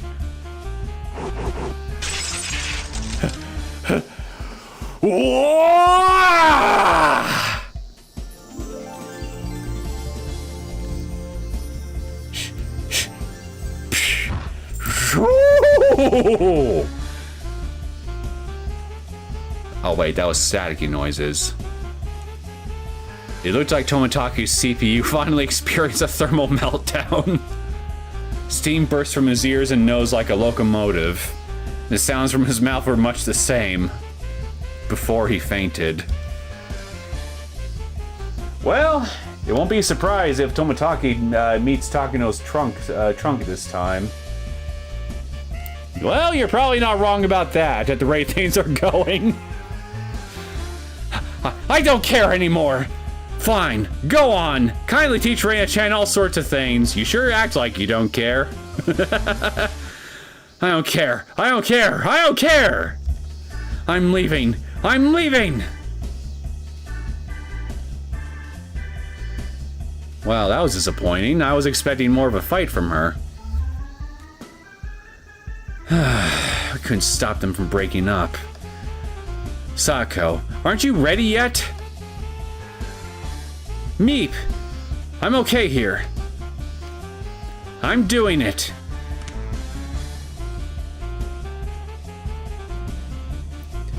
Other than the mountains behind Hinamizawa, these shrine grounds were where the majority of Sako's traps had been set. She adjusted all their sights and aimed them at Reina. Now! Fire! Huh? Rocket-like objects flew at Reina from all sides. It was a dangerous trap using remodeled bottle rockets. One that all you good children should never attempt to imitate. Joke's on you, I was never good or a child.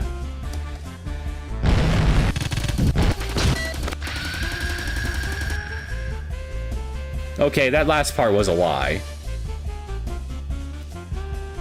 No, this could hardly be called a trap anymore. It was a full-on warship barrage. So? Did it work? I don't think that attack is enough to stop Reina while she's gone berserk. But it's choking her!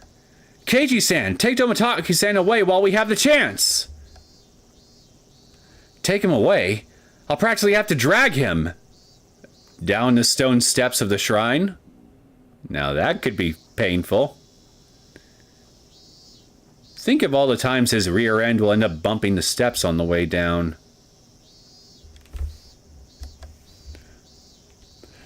Oh, why is everyone being so mean? Achoo! Achoo! Achoo!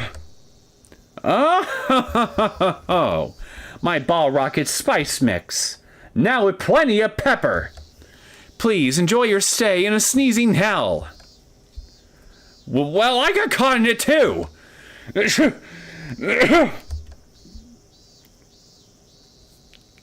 Anyway, let's hide behind the assembly hall for now. And then we'll search Mr. Tomotaki's body. I'm sure he's got that Magatama somewhere. He's frothing at the mouth, but he looks very happy. But when he wakes up, it'll be terrible for him, I'm sure. We should give him head pats while we can. Meep. I'm sure Takano wouldn't care about that either. We dragged Tomotaki behind the assembly hall for now. Reina was still stuck in a severe sneezing hell, but it wouldn't hold her off for very long. She'd be over here in no time flat. And not only that, she probably now thinks of us as obstacles in the way of her love, so she'll come at us in a preemptive attack, one utterly without mercy. God help us if she decides to rig the shrine grounds to blow up, like she does the school in Chapter 6 of the main story, in retaliation for what we did. That could be problematic, to put it lightly. And very disproportionate. Come on, pat him down. Fish around his pockets and stuff. Small change, crumpled up receipts. What a shameful collection of possessions. That's strange. I can't find it. Tomotaki-san has it, right? Hanyu, you look too. We have to find it before Reina gets here. Well, of course, I'm searching. But, well, I can't find it either. What? If you can't find it, doesn't that mean he doesn't have it? Then why was Reina chasing Tomotaki? He doesn't have the Magatama anymore. Oh, well. The Magatama of Fuurazu stimulates the brain's love receptors. It makes your brain secrete the same chemicals as when you're in love. That's how it creates false feelings of love. Wow. The effects will still be active for a little while, even if Tomotaki no longer has it. We're too damn busy for your seemingly sensible blathering.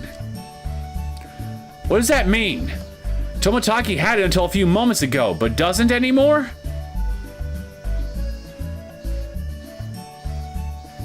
So if he didn't ingest it, and it was an object that was on his person until just now, let's think about this for a second. Where could it have gone if it was on him right before we showed up here, and now it no longer is? I don't know about you, but personally, I'm now wondering if Takano has it. Oh, I wonder if Takano has it. Because if she does, then... oh my. What was that? Wait, then what will happen to Reina? Ah! Suddenly she's nowhere to be seen! She must have gone looking for whoever has the Magatama now! That isn't good! If we lose sight of Reina, we'll have no way of knowing who she's after now. I think I already got an idea. And I'll laugh if it turns out to be true.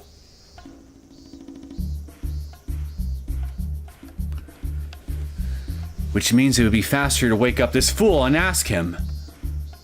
I twisted a faucet that was conveniently nearby and pointed the hose at Tomotaki's face.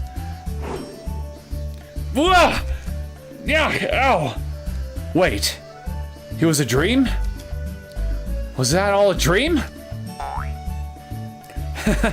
Reina-chan offering to dress up like a nurse for a photo shoot. I knew it was strange. And breaking up with Takano-san over it. Well, I got bad news for you, handsome. The breakup did indeed happen. And now you are alone. What a terrible dream that was. It's a good thing it was a dream. Anyway, Tomotaki-san, you picked up a white Magatama yesterday, right? What?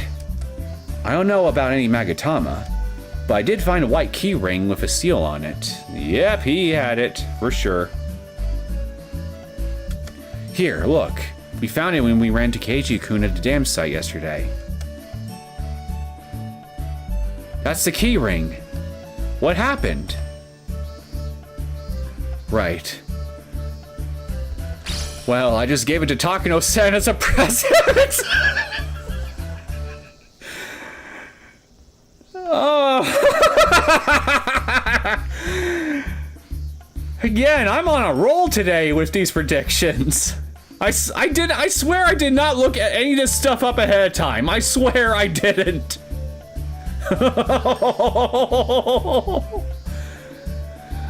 Oh boy.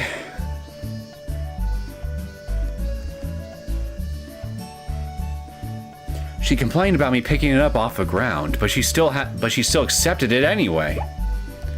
She's really dishonest sometimes, which makes her all the more charming to me. That means it's Takano-san! Where did Takano-san just go? I think, the swamp is over that way. Oh no, Reina's already headed there! A tale of true love between two women in a very, very musty swamp. You can't make this shit up!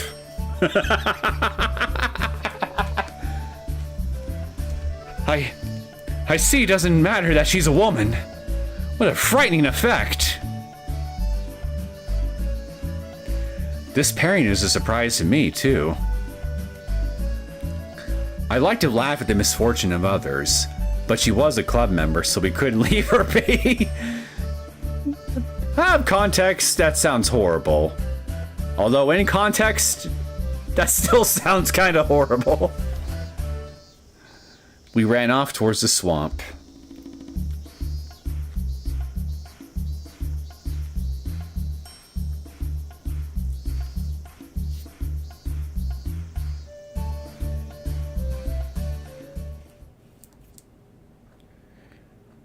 Well, seeing a scenario where Takano and Reina possibly fall in love with each other definitely was not on my bingo list today, but here we are, I guess.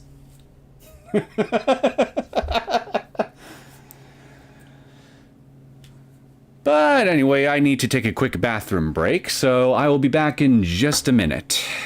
BRB.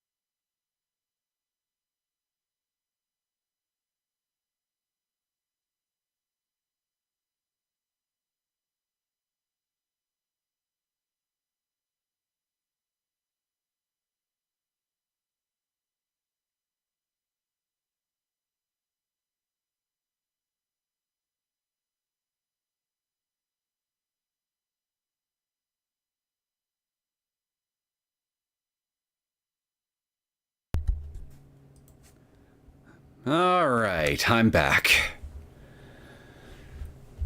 Okay. Back to our story of true love between the nurse and the hatchet lady. Ah, jeez. How unpleasant. How utterly unpleasant.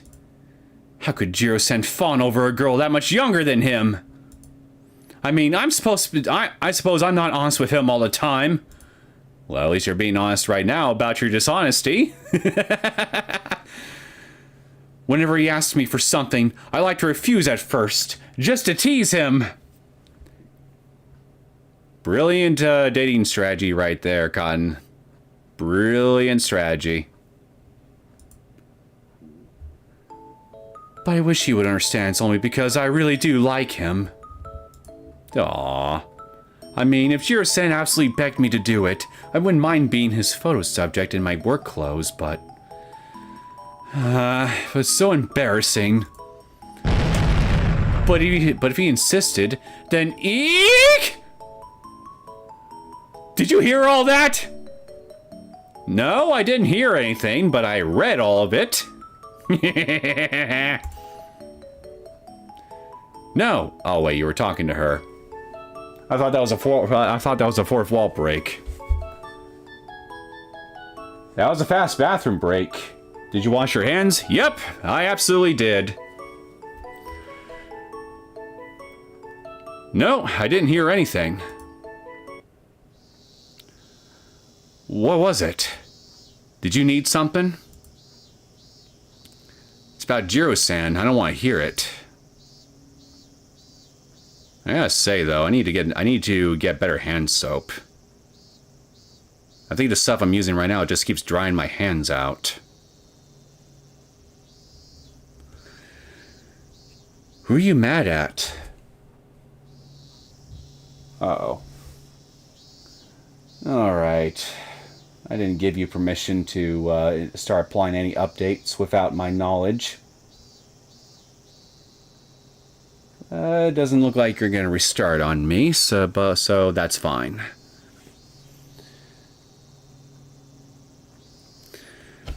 Who are you mad at? Is it Reina? Or is it Toмотaki-san? It is not your fault, Reina-chan. I was feeling fed up with that weak-willed idiot. I thought so. Reina was fed up too. He got to spend all that time with a charming woman like you, and he got distracted by another girl? He's the worst. How miserable he must be to not notice how attractive you are, Takano-san. I know, right? Wait, you were the one who got between us in the first place. Besides, what happened to Jiro-san? Why did you come after me? Because my love is fickle, as the wind changes.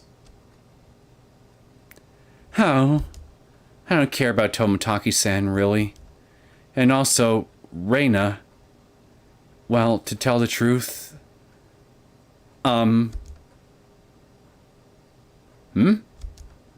What is it? Could you say it a little louder? The one Reina actually loves is you, Mio-san! What?! Wait!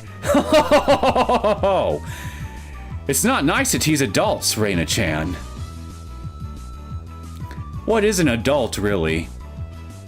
An adult is a fully grown human, male or female. Am I not allowed to love someone because I'm not an adult? No one is saying that.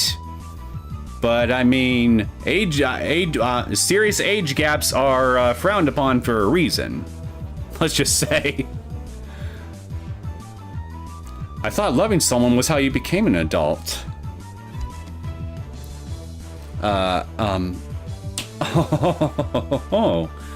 Hey, don't cling to me. Is this one of your punishment games? Nothing of the sort.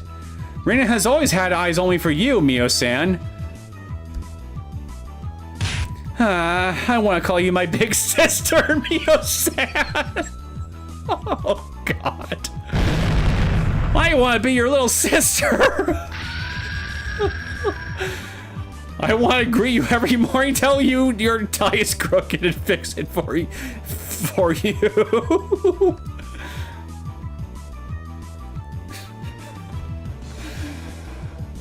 What do you even say to this? You know, people make this mistake sometimes, but I don't actually swing that way at all. That's a lie!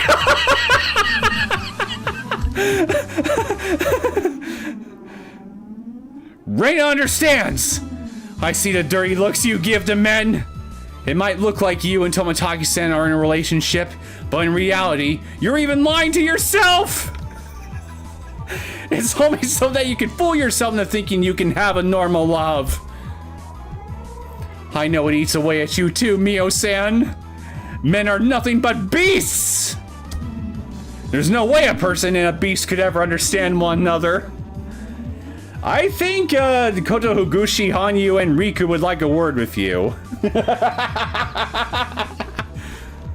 But I'm sure Reina and Mio-san can. I want to discover the darkest secrets of Onikafuji Village with you, Mio-san. I want to do a real Watanagashi with you. And cut open stomachs and pull out people's insides with you.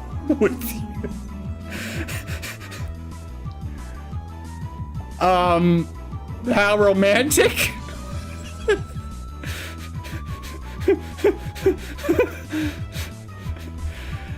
By the time he arrived, Reina was in the middle of an incredible attempt at seduction.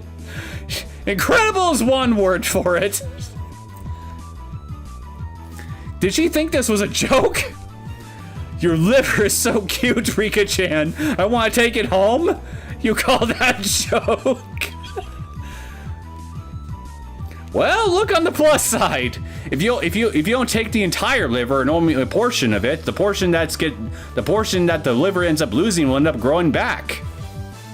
Livers are kind of funny like that.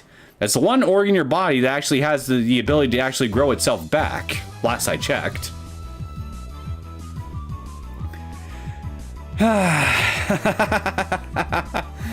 Sorry about this, Mio-san. It looks like spring has come in Reina's head, and well... Spring? What do you mean by spring? Well, Everything Reina's blurring out right now has nothing to do with what she actually wants, and... Silence, you dirty ape!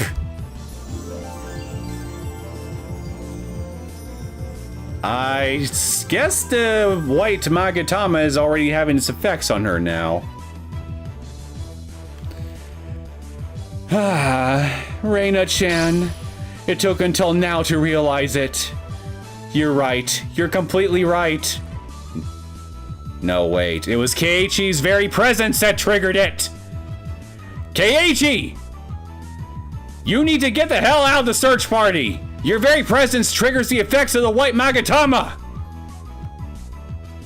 You're right. You're completely right. Thanks to you, I finally realized what I was missing by being with Jiro-san. Another vagina? Oh, Mio-san. Hey, no hugging allowed!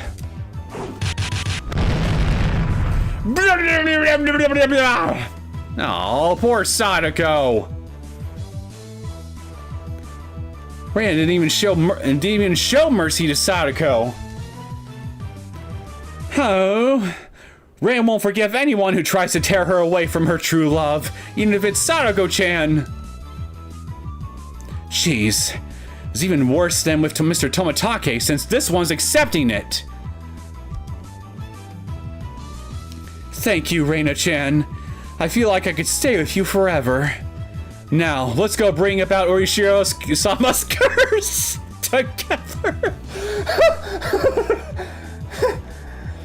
Yes, let's go slaughter an entire village together, hand in hand, just you and me, and then ride off into the sunset over the corpses of our enemies. Mwah, mwah, mwah. Dear God. Who wrote this? Oh, because Keiichi had the love of swim shorts, the power lingers, and amplifies the Magatama. Yeah, that's a good point. That's actually a good point. That's probably what this is. I love the continuity of these arcs. Truly. It feels like it's a part of one giant epic. Uh-oh. Oh dear. Oh shit. Okay, crisis averted. I almost lost the cushioning for one of my earbuds.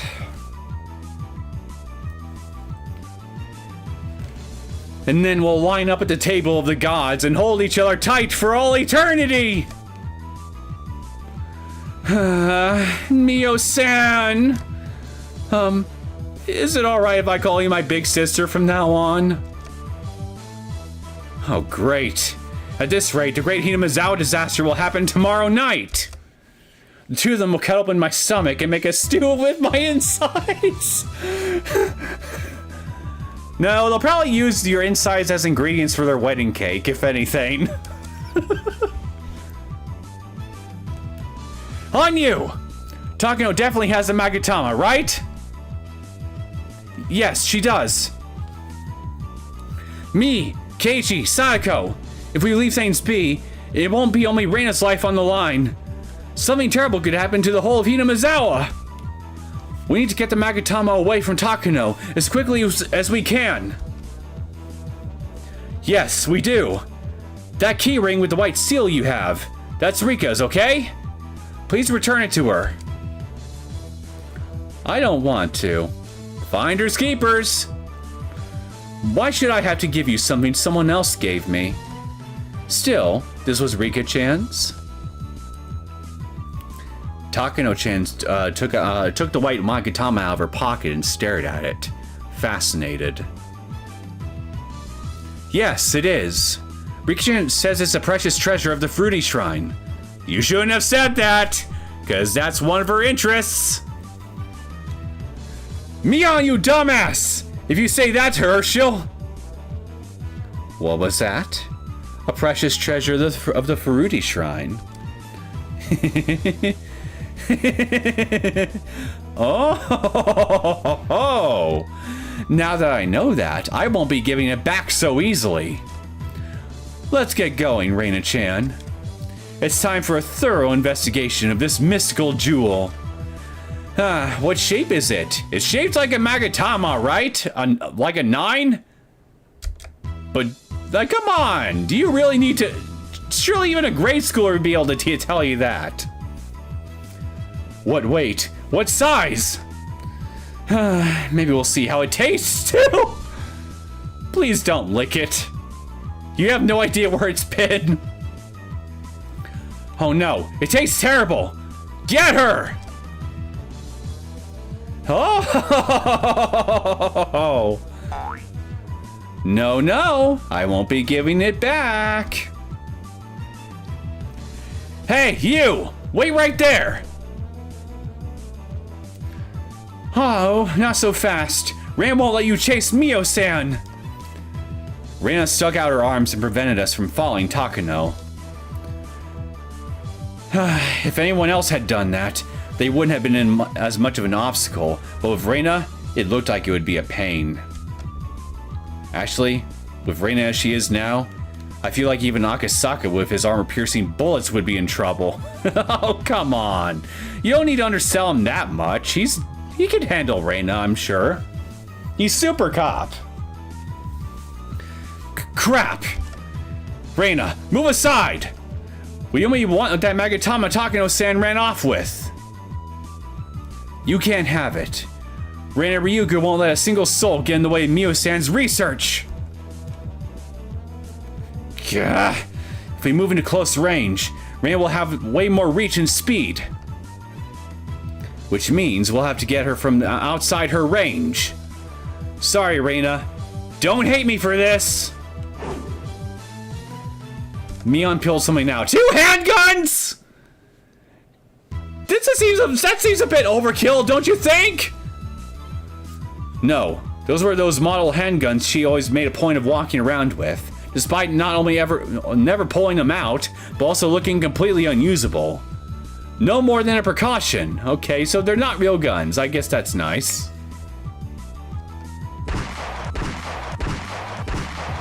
They sure sound real, though. Kids, never point a weapon at another person like I'm about to. Joke's on you. I got other weapons besides guns I can point at people with. Take this, my Mion bullet. With splendid form, she showered Reina in a torrent of BBs. Her shooting skills looked just like that certain style where just mastering the basics increases your combat ability by 120%. But Reina didn't move a single step. Instead, she swung her arms through the air and blocked all the BBs from point-blank range! Jesus Christ! Maybe they're right. Maybe Akasaka would have trouble with her. Oh, Mi-chan, was that your only trump card? Reina grinned, then pointed her palms out at us. Then, moving her fingers like a magician playing with a ball, she twirled all the caught BBs between her fingers. I'm not very impressed if you're shooting a model gun at someone's face. Not very impressed. Ugh. Huh? What's the matter, Kei-chan? Does your stomach hurt? Mion is just the best. Now it's Reina's turn to get going. It's Reina's turn. Something terrible will happen to anyone who gets in the way of Reina's romance. Ow, ow, ow. It's time for you to do something, Keiji-san. Do something to Reina-san with that silver tongue of yours and put an end to this. Now that could also be a double entendre, now that I think about it. That's easier said than done. That's a secret art among the secret arts, and not even I can just use it whenever. It's so secret that ancient China feared it as an ultra-secret art that would end your own life if you used it. A final, ultimate secret art that martial artists risk their lives on. But despite me saying that, he has used it several times already, hasn't he? He came up with the theory that it's like having multiple lives. People will say you only have one life to live, but in Japanese culture, there are a few ancient writings that understood the remaining lives system. Just look at how we say that cats have 9 lives. In the first place, the lives system was a fundamental part of shooting games since times immemorial. What? All that's perfectly obvious, you say? You're wrong! A true remaining life system is when you get to replay from the last checkpoint before you died. No, that's just modern gaming bullshit. Coming back to life in the same place you died may look like a remaining life system, but it's actually no different from a hit point system. Who could have predicted that this obvious, important system in shooting games would ironically collapse in the genre's biggest hits? I don't know what that is. For example, established as the highest achievement in the shooting game world. When you die in that game, all your power-ups go back to 0, and you have to restart back at the predetermined respawn point. During later stages of the game, you would die right when you respawned, over and over, rewinding to the exact same place, so it didn't matter how many lives you had left. That sounds to me like shit game design on the designer's part. It's a trap! It's practically what invented the word trap. And its sequel. I'm just gonna say it's called Salamander. And its sequel, Salamander, brought a novel new idea to the shooting game genre at the time. Respawning in the same place you died. Now, even children could play, free from worry. Anyone could brute force their way through the game, no matter what stage or boss they were on, as long as they had lives left and 50 yen for each continue. But it was at this point that the game stopped being sacred. Enemies you couldn't beat, no matter how many times you tried, and bosses, and stages, and the exhilaration you feel of finally winning. That is what Higurashi is. The excitement at breaking throughout the unbreakable fate of 1983. It's much like the sense of exhilaration you get from clearing Train over 2 years of attempts. Choo-choo! I ask you, is there any game in our time that whets your appetite for a victory such a long time as that? No, there is not. And why is that? Because anyone can just brute force their way through the game and see the ending. No matter how recklessly you play throughout the game, once you beat it, it loses its charm. And weak players will get tired of the game without ever having truly played it. In the end, it was none other than those weak gamers who brought forth this age of weakness. Something acknowledged this mistake. Since when did this turn into a meta commentary of modern day gaming? Holy shit. I thought we were trying to stop Reina. As proof, the actual sequels in the Gradius series? Okay, I think Gradius. I think that's an actual series, right? As proof, the actual sequels in the Gradius series abandoned their respawn system and brought back their trap system. Well, actually, for Toho! Now, there's a game I still have yet to actually play. For Toho, it's find respawn on the spot. I mean, we had to go back to the beginning of the stage every time we died to Royal Flare. When the heck would I be able to see the little sister? Little sister? I still have never gotten to see the last boss of ESOD. I think that's embodiment of Scarlet Devil, right? Or PCB's extra stage of my own skills. Please, I'm begging you, Zone-san? I think that's the creator of Toho, right? Give us continues in the extra stage too, so I can brute force my way through because I really want to see the little sister and Yukarin. And why is it that the extra stages are such a cakewalk for literally everyone else in the world? What am I missing? Love? The ability to see moving objects? Libido? At this point, I want to write a sound novel about a love triangle between the and I'll move girl and the doll using girl at the anemic witch girl for the next Toho only event. Ending it in tragedy, of course. Lol, teehee. What do you think of that, Yatazakura-san? BT-san? I think whoever wrote this has some serious skill issues as a gamer. Just an observation. Oh, Reina has absolutely no idea what you're saying. I don't blame you for your confusion. Well, that's good. I had no clue either. Really? I knew what he was talking about. I mean, I had the skill to see Mogu-chan. Well, aren't you special? The returning bridge was a close call, though. Oh boy, what a haphazard ability. And it actually stopped Reina dead in her tracks, too. Well, I guess if you want to look at that way, I mean, you did technically fulfill your objective. If you want to kill Keiichi, I guess you have to do it all at once. If you foolishly ask if he has any last words, there's no telling what would happen. Oh, there is telling what would happen. What you wouldn't be able to, what you wouldn't know would actually happen is how long it would actually go on. Don't forget arcade machines where you use coins for continues. Yeah, those were the days.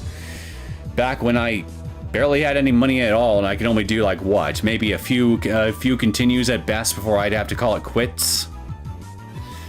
But yeah, I remember the days playing House of the Dead 2 on 1 and 2 on the gun cons, playing Tekken. Good times.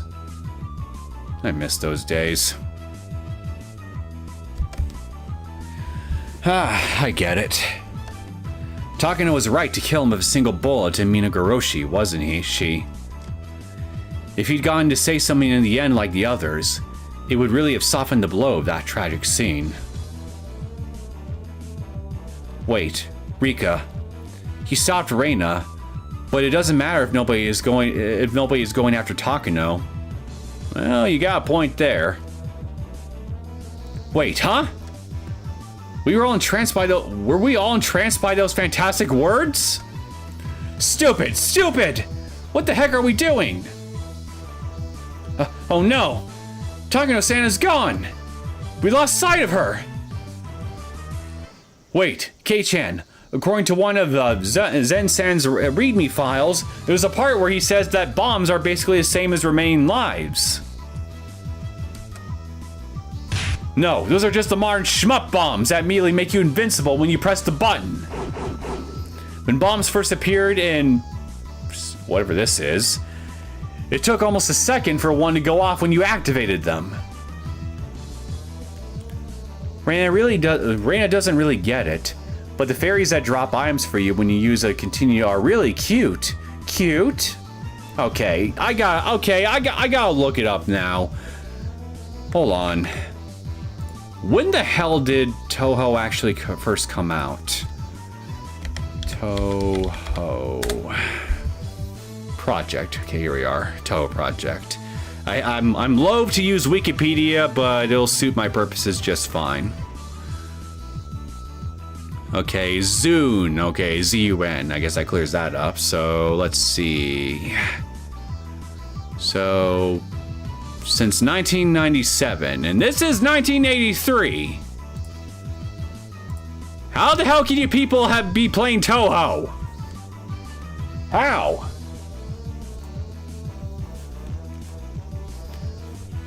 You all time travelers or something?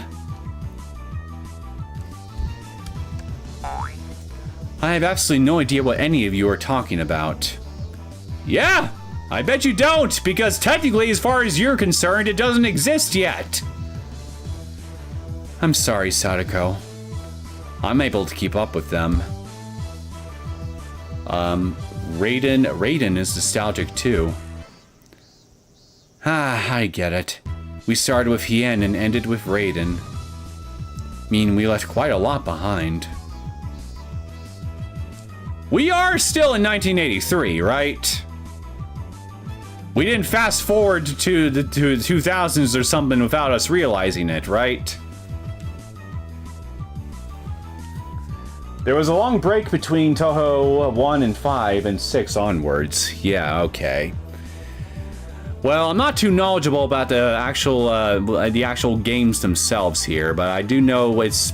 But I have seen a shit ton of fan art in my time, and I am aware of the series' popularity, and its apparent infamy as far as actual difficulty goes. So that's why I've always been kind of curious to try one of those games out someday. Now wait, Takano. None of that matters. We have to go after Takano.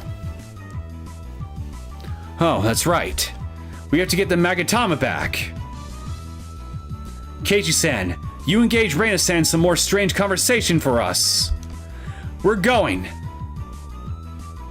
Is that so? Have a nice time. I wonder if something happened. Oh? Wait, Reina, do you not care about Takano-san anymore? Huh? What happened to Takano-san? How? Who has the white Magatama now? Who? Reina looked at us blankly.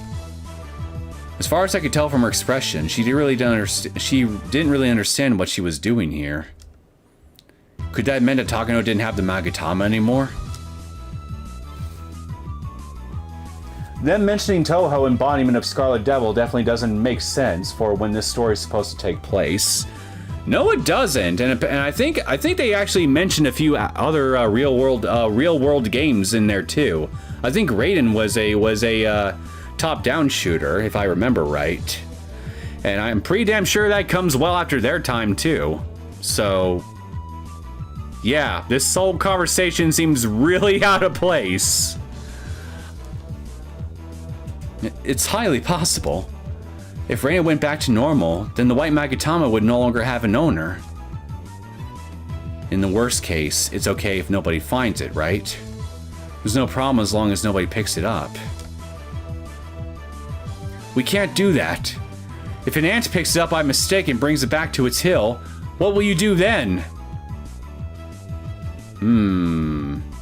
Didn't we already have a story about a love story? Didn't we already have a love story of sorts involving ants? Actually, wait, that was only just one little subplot of it. That's right. That's right.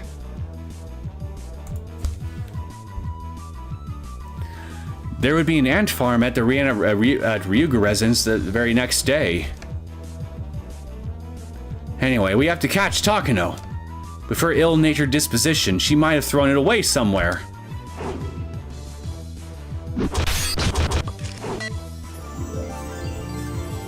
What on earth is going on?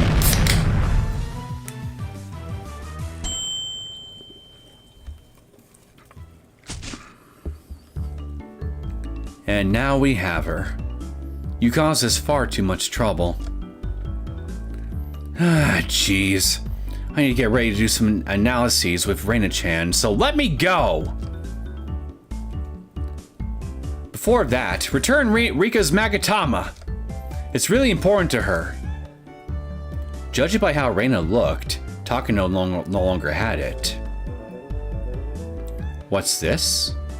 That's odd. I could have sworn I put it in my pocket. How odd. What? Did you drop it somewhere? I see. So that was the punchline. More like the mic drop since she dropped the damn thing. Am I right? After a lot of effort, we struggled to capture Takano. She ran all around the village, making fun of us, And at the end of the manhunt, we tied her up. She must have dropped it while running around the village. Now we can only wait for someone to pick it up. When that happened, Reina would react, and we would be able to figure out who it was. But when that happened, Reina would fiercely resist any attempts we made to restrain her. This is truly, seriously a pain in the butt. My poor butt. It pains. It hurts. It bleeds. The Magatama Furuzu? Yeah, that's it. We don't know how the one ended up flying into your mouth, but anyway, this is the kind of magic power they have. Then when someone picks up the white one, Reina falls in love with them, even if she doesn't mean it? That's the idea. Your heart is literally lying around somewhere in the village. I don't want that. Oh. The feeling to fall in love with someone should belong to me alone. If it doesn't, Reina's true feelings will. Oh. Oh, what's this? You know, I just thought of something stupid. If Reina's heart ends up getting in this case literally tossed around from person to person within the village, would that, in a matter of speaking, make Reina the village bicycle? If you catch my meaning.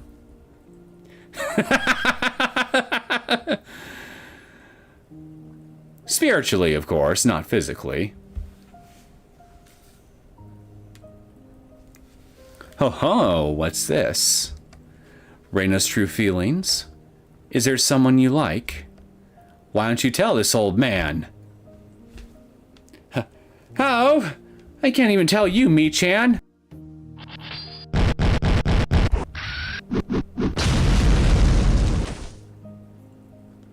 Oh, poor Mion. She's getting her ass beat today.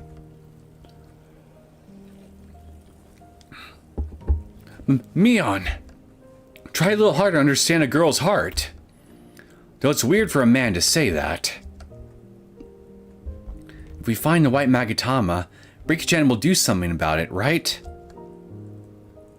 Yeah. So now we're desperate to find the white one before something terrible happens. Though I think it's already caused a big uproar. Please, Keiichi-kun, find the white Magatama and save Reina. I don't want someone else to have control over my feelings. Ooh. Right. I got it. We'll save you, Reina. So if the Magatama's power takes hold of you again, please go easy on us. Nobody can stop you when you're in cute mode. I can't. It was like this with those two, but my head got all filled with a fuzzy feeling, and I couldn't think about anything anymore. So Reina doesn't think she'll have any mercy when it happens.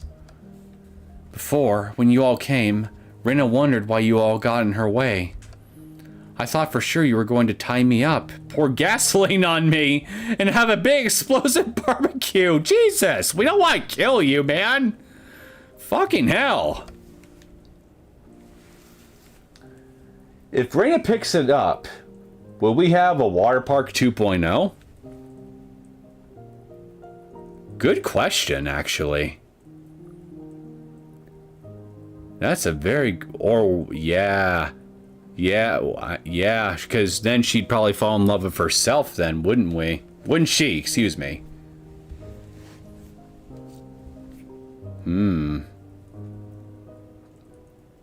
Now I kind of want to see that happen. I see. Anyone Reina is fond of will be helpful in a few ways. Oh, at this rate, I'll never be able to become a cute bride. Oh. Well, you could always become a cute bride instead. Anyway, all we can do is keep searching. For both Reina and the villagers, we have to sell this as soon as we can. In the end, we could only go back along the route Takano had fled and look and see if it was lying anywhere. But there was no way we could find a single jewel no bigger than the tip of your thumb. When it started to get dark, everyone grew tired. We started thinking about the more passive approach of waiting until Reina reacted to something. Everyone, I'm sorry. Reina's causing you so much trouble. It isn't your fault. You were just unlucky. I'm sure we'll fix this together. Okay. It's late though, so let's call it quits for today. Rika-chan, you could read the scroll again to see if there's any better way to do this? I will. To take responsibility for causing this disturbance, I'll brave a super spicy kimchi dish tonight. Ow, ow, ow, ow, ow. Who? How unrefined to flail around like that.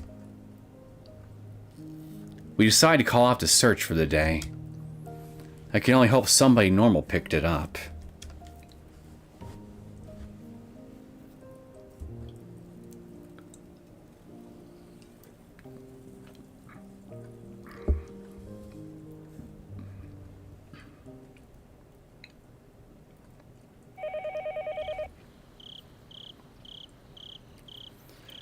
Keiichi, you have a phone call.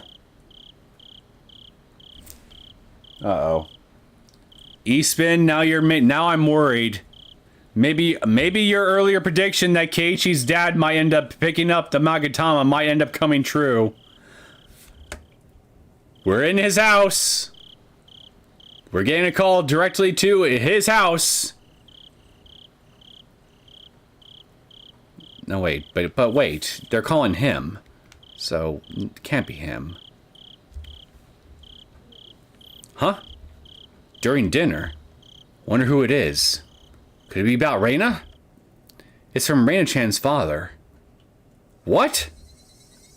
I've got a bad feeling about this. Hello? Yes, good evening. I apologize for calling this late. Is Reina there? She ran out of the house earlier this evening and hasn't come back. She ran out of the house? How was she? Well, she was in a headlong kind of run, like when she's playing a prank on someone. I thought she was going to one of her friends' houses. That settles it. Somebody picked up the white Magatama.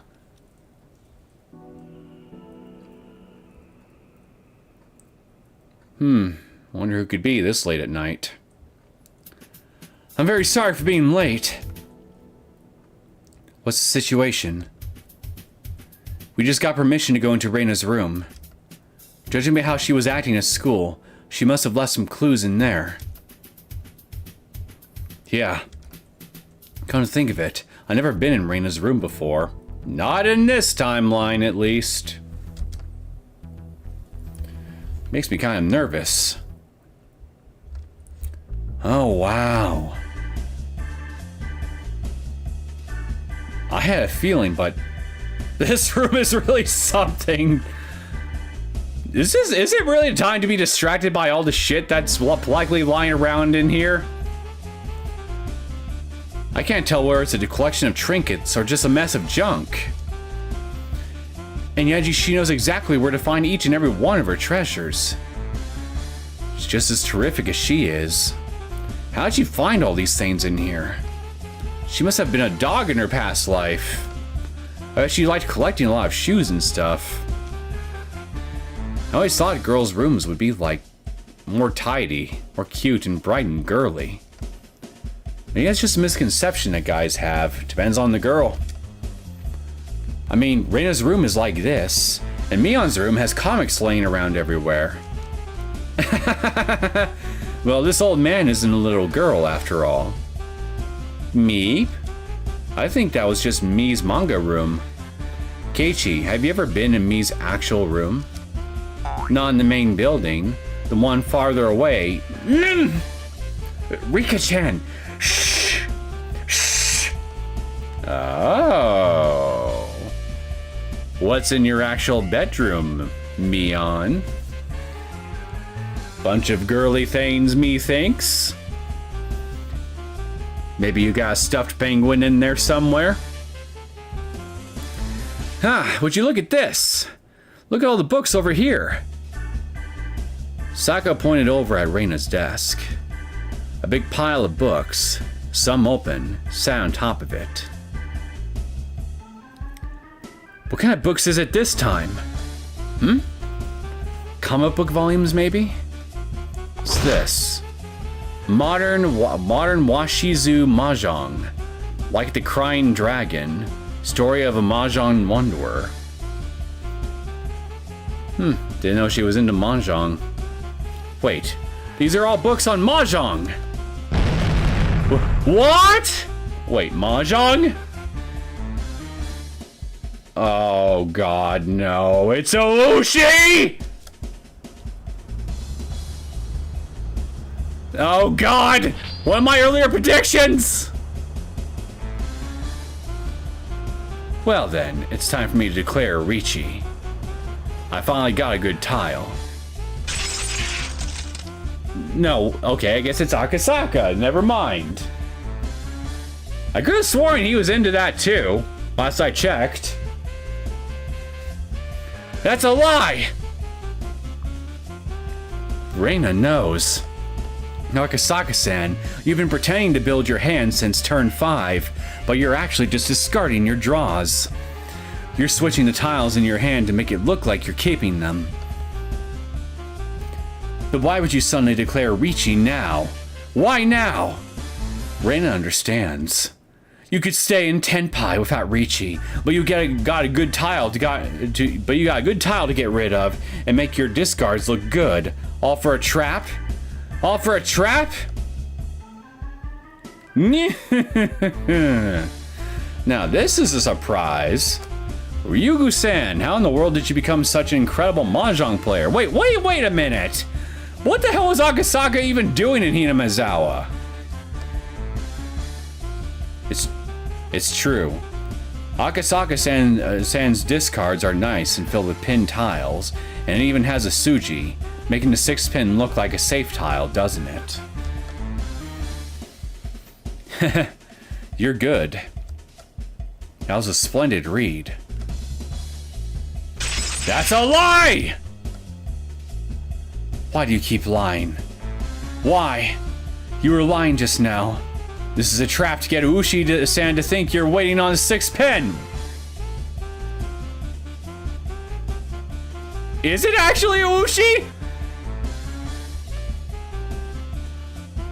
Oh. Is that true, Akasaka-san? You're good, Reina-chan. Have you been playing Mahjong long? Only 2 hours ago, I think. No, not really. I just read a bunch of manga. Because, well, I just wanted to play with Ushi-san. Oh no! Oh no! Oh no!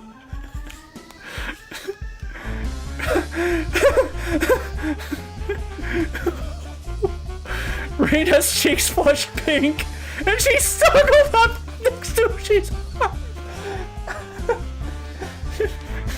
Ushi grinned. Not as dissatisfied as he like others to think.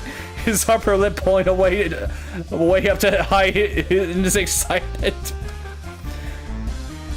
You dirty dog!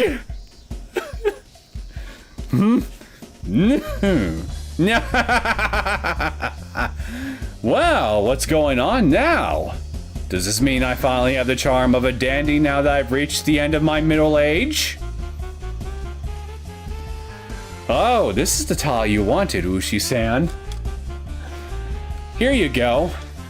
If you run this, you'll get a mangan, and you can turn the tables on Akasaka-san. How? Would you look at that? You even know the tile I needed. I've been blessed with a good partner tonight.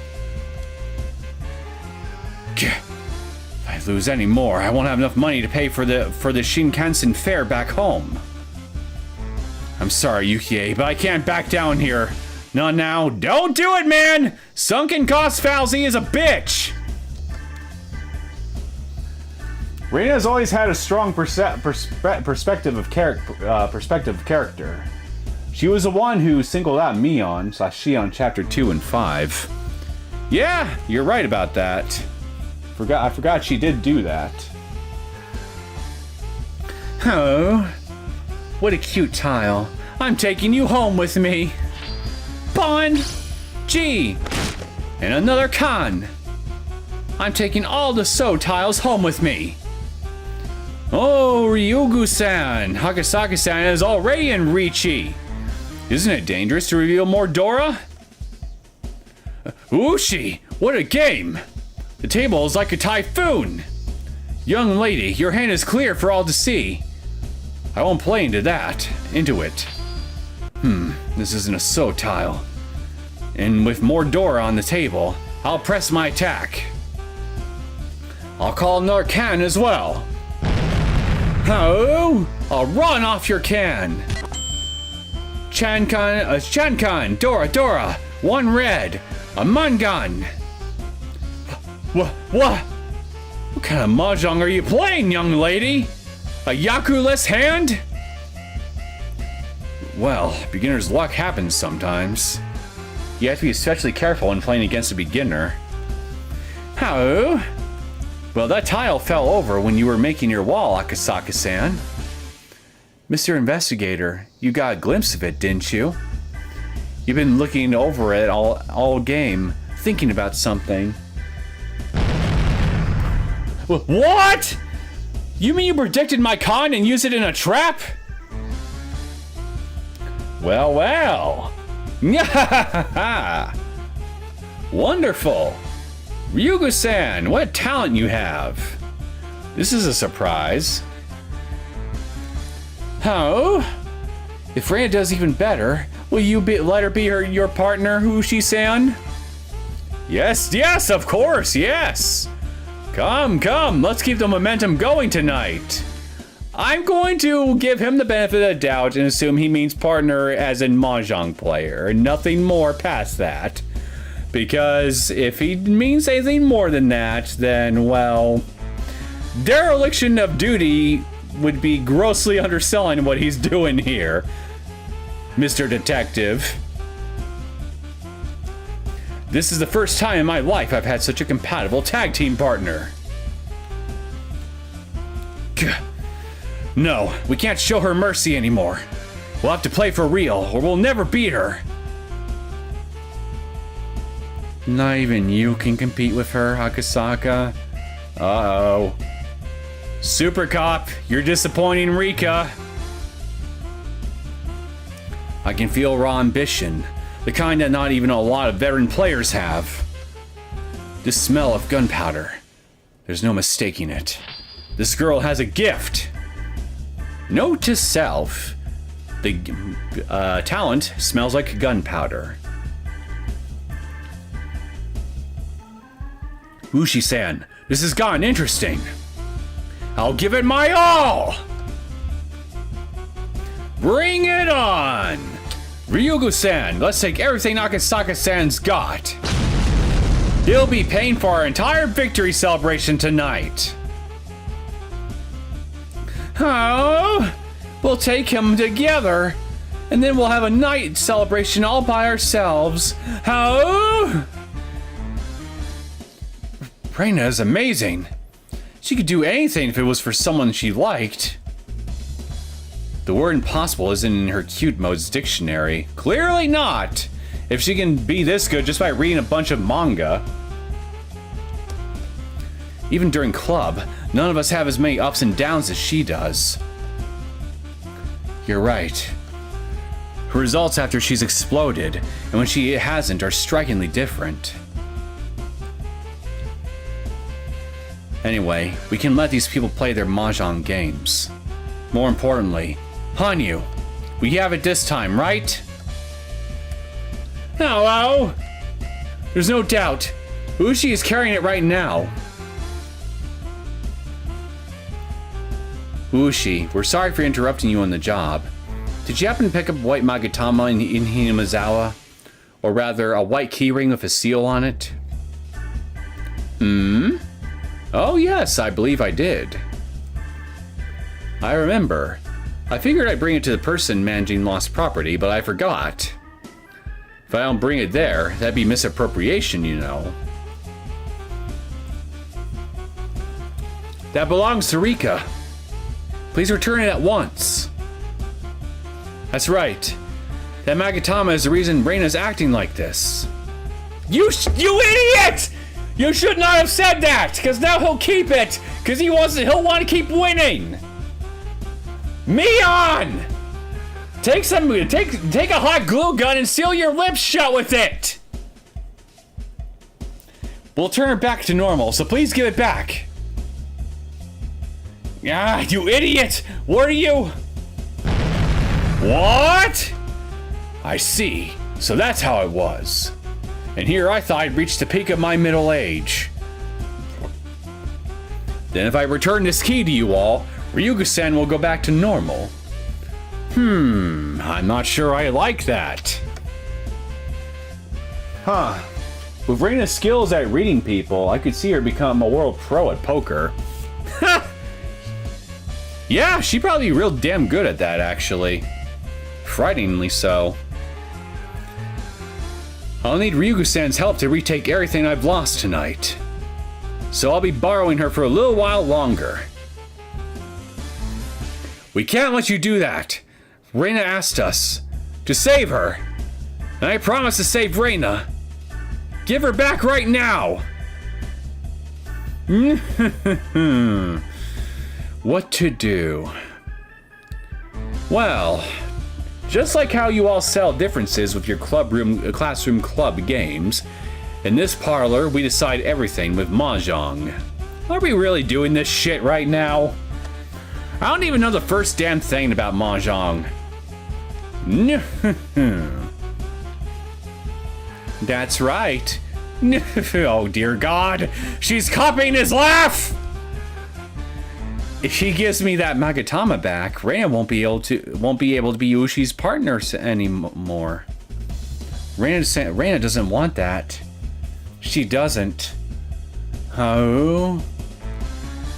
You have any idea how much I'd kill right now to have this particular line of dialogue from Reina voiced right now by her actual voice actress? You have any idea how much money I would pay to hear her imitate Ushi's laugh? Do you? This is a freaking crime that this wasn't voiced. It'll be fine. It'll be fine.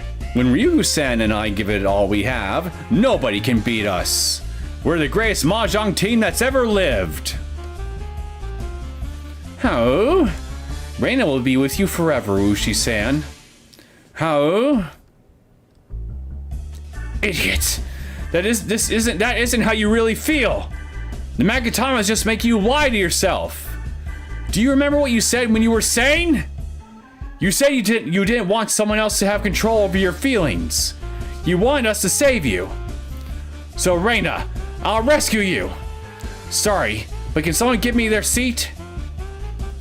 Jesus Christ, man, just yoink the damn thing out of his pocket and run!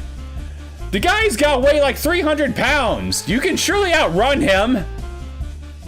He can't possibly be able to run that quickly. I don't mind, but they've already cleaned me out. I get it. We can't let Ushi-san get away with misappropriating someone's lost property. If you want to call someone's love lost property, then sure, why not? I'll help you, my Barakun. Keiichi-kun, I think you'll get stripped down to your underwear, cleaned out, and then thrown out of the parlor. Just like when the Platypunks kicked out Torneko. You don't really mean that. You actually asked us for help. Reina, I'll be the one to rescue you! Right. He won't rescue you. We will. That's important, so don't get it wrong. Me needs to learn to read the mood. Nipa. I gotta say though, I feel like Mion's taking a couple of stupid pills for this arc. Uji might be on the larger side, and close to retirement. Yeah, exactly. I seriously doubt he'd be able to keep up with these kids in a full-on sprint. Just take the damn thing out of his pocket and run for it. Well, I don't favor the odds if Keiichi-sen is by himself. Let's all help him as his staff advisors. Come. We'll have a single East round with this Seal King ring on the line. Let's raise the stakes. We'll take back everything we lost today. Well, Akasaka-san is finally barring his fangs too. Serious East round games like this are a lot more exciting than playing lazily all night long. Then we have our match between Keiichi-kun plus the club members with Akasaka-san versus Reina and Ushi-san's lovey-dovey Pio combo. Whoever gets first place wins for their team. I get it. So even if I come in last, if my partner is first, we'll still win. So even if Keiichi-san can't pull his own weight, Akasaka-san just has to get first place in his stead. This is not all that disadvantageous. Now come on, I know we got Super Cop on our team, but you don't have to downplay Keiichi that hard. Well, he's a trained cop. I'm pretty sure he's fast enough. Never underestimate the ability of 300 plus pounds to slow you down. Although, if he had a long-range taser or his gun, that could certainly even things in his favor. Well, Ushi, just how badly do you want to hold on to that Magatama? Show me what kind of man you really are. Oh, but it is. That just means the partner can deal into their ally's hand as much as they want. The more in sync they are, the more terrifying it is. Rand's team has far more of an advantage with this rule. My Barakun, let's take it slow and steady. Mahjong games are only lost when you get riled up and stop thinking. Still, Akasaka-san, you can't lose in Mahjong when it's not heated, but you can only win when it is. A team getting third and fourth despite never dealing in happens quite often.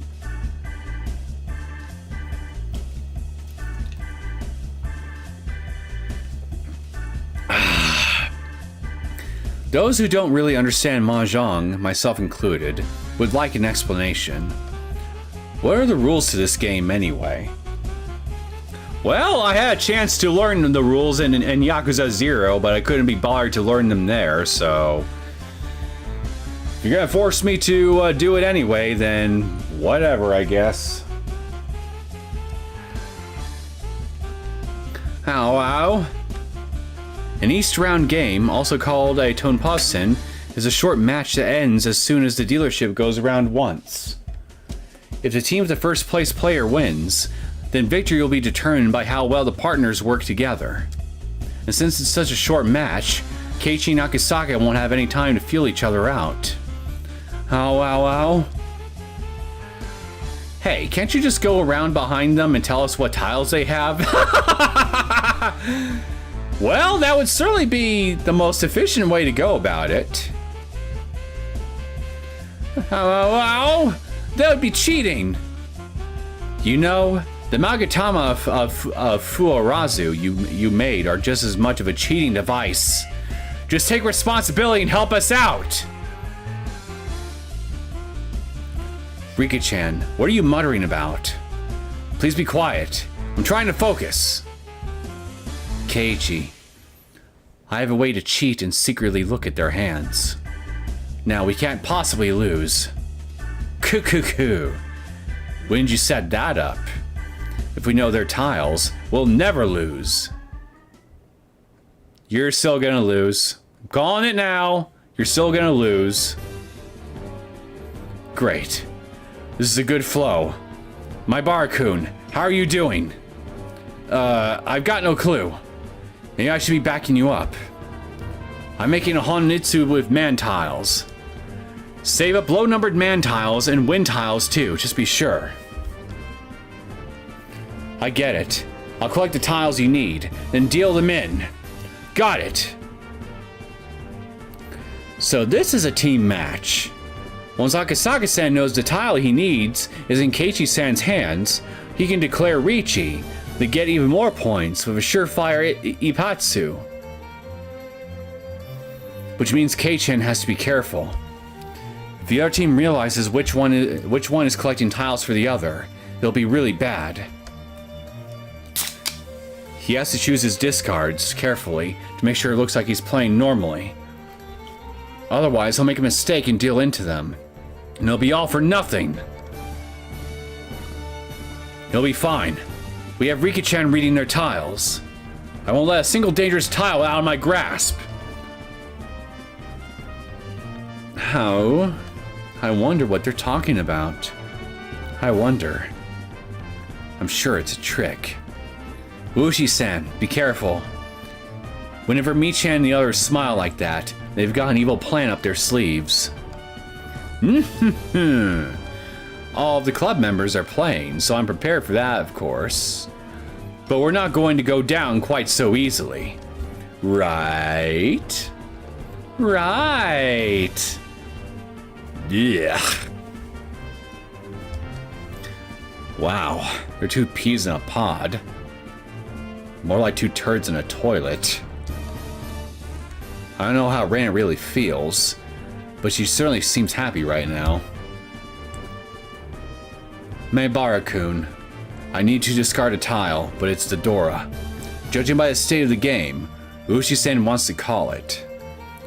Actually, he could even be going for a cheap hand to win right away. You said you had a way to look at our opponent's hands, right? Right? Can you check to see if it's safe? There it is. Rika-chan, how's it look? There it is. How is it, Hanyu? Wow. Ushi's hand is a jumbled mess. He doesn't have anything ready. It's a complete mess. You heard her, Akasaka-san. Alright. I'll discard it. No-ho-ho! Run! Hanyu! Well? But look! Ushi's hand's a mess right now!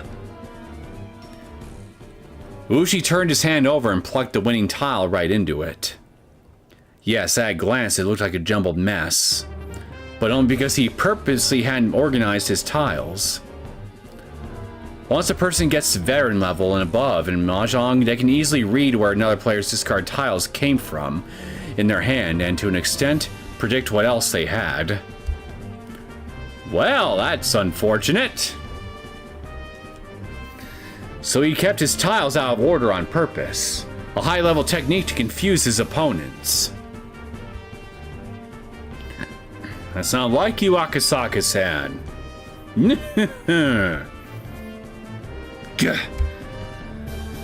Akasaka's making a face. He probably thinks we aren't reliable. Can't stand being thought of as useless because of Hanyu. In any case, now that Hanyu won't be of any help, the only thing we can do is watch their struggle and hope.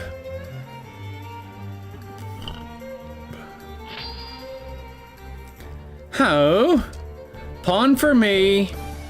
Once more as a bonus. Pawn. Alright, Ryugu-san, just a moment longer.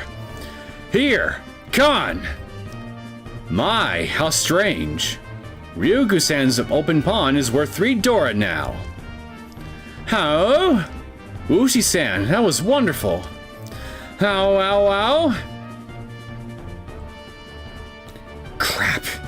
Looks like Reina's the attacker and Ushi-san is her backup. Kei-chan, Akasaka hand is cheap, but it's nearly done. Reina's 3 Dora are scary. Deal in and end the hand. You'll lose points, but Akasaka-san will get back what he lost in the last hand. Alright, got it. Akasaka-san, this one, right? Nice discard. Run! Pinfu! With 1 Dora. Ah! Keiichi-kun, that was mean! Sorry, Reina. I'm serious too. Akasaka-san, we can't lose this match no matter what. Please, lend me your strength. We gotta win for Reina's dignity. Of course. I'll get a first-class seat with a luxury meal on the way home.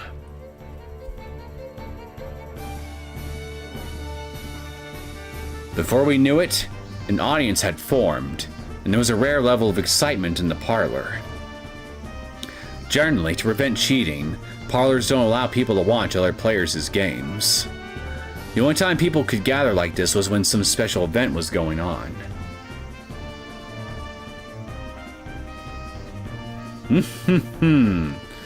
Well, you got me. I'll just have to declare Ricci! The onlookers stirred. In a short, easy round-only match, people normally prioritize quick, surefire wins over high-value hands.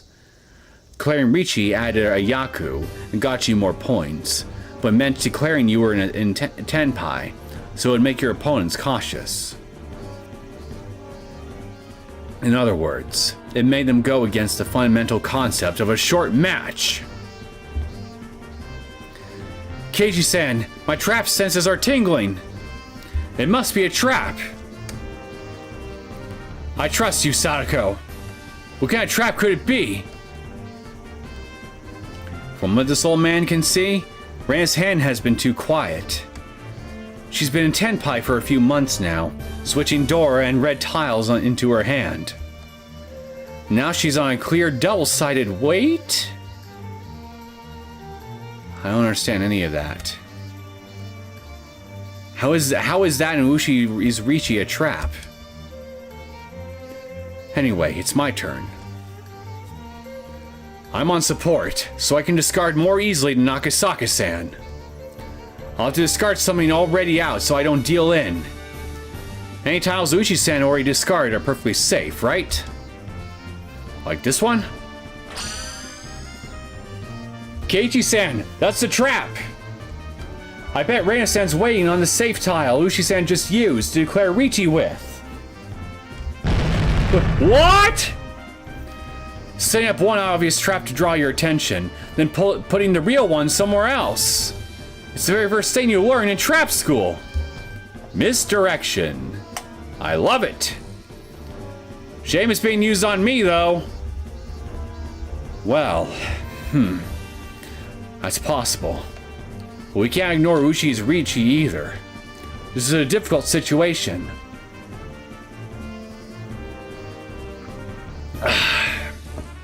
The audience hummed. That reaction told us our read was probably true. Reina's team seemed to realize we'd seen through their trap, and started grinning at each other, wondering how we'd get past it. If we keep going, eventually Akasaka-san will have to discard dangerous tiles. Don't we win if Akasaka gets first place? Yeah. Which means we have to take the safe route to minimize risks. Fortunately, That dangerous tile is in Kei-chan's hand too. In other words, Kei-chan has to discard that tile and step on the landmine first. Ow, ow! Akasaka's hand is very pretty. And pretty hands are worth a lot of points. I see. Akasaka can't pass such a good hand up. Then it falls to Keiichi the outrider. I'm sorry, but please. Even if I get last place, Akasaka-san just has to get in first. Well, how about that? It's kind of like a bookend in a way. We started this whole arc with you complaining about being last place during a game, and now here we are, intentionally going for last place in order to secure a victory for our team. All right, here I go. Ooh, yeah! He slammed down the dangerous tile. And did it pass? How unfortunate indeed. How unfortunate indeed. Quit being so vague about it. Did it go through or didn't it? Oh, it went through. We made it through somehow. But Mion didn't let the subtle movement from Reina escape her. Reina's good at seeing through other people's lies, but not so good at hiding her own, is she? Cuckoo. Your eyes just drifted there for a moment. How? No, they didn't. Mion knew. That tile was the tile Reina needed. But Reina overlooked it, avoiding a direct hit on Keiichi on purpose. Why? Because she wanted to go for our team's ace, Akasaka. How naive, Ushi-san. Maybe you should have let her run. I'm not sure what you're on about. Well then, I'll just discard the same tile now. Ushi's expression twisted in anguish. I bet that hurt. Like a good kick to the nuts. The rules of Mahjong state that once you let your winning tile go, and that winning tile is discarded again before your turn comes, you're not allowed to win off of it. They'd seen through the trap perfectly and evaded it with a brilliant team play, and the crowd began to stir, satisfied with praise. But my Richi is still in effect. Ryugu-san, it looks like they saw through us. You should go all in and declare Richi. How? Reina Richi's too. The same as Ushi-san. How? He's good. Akasaka's hand is in Tenpai.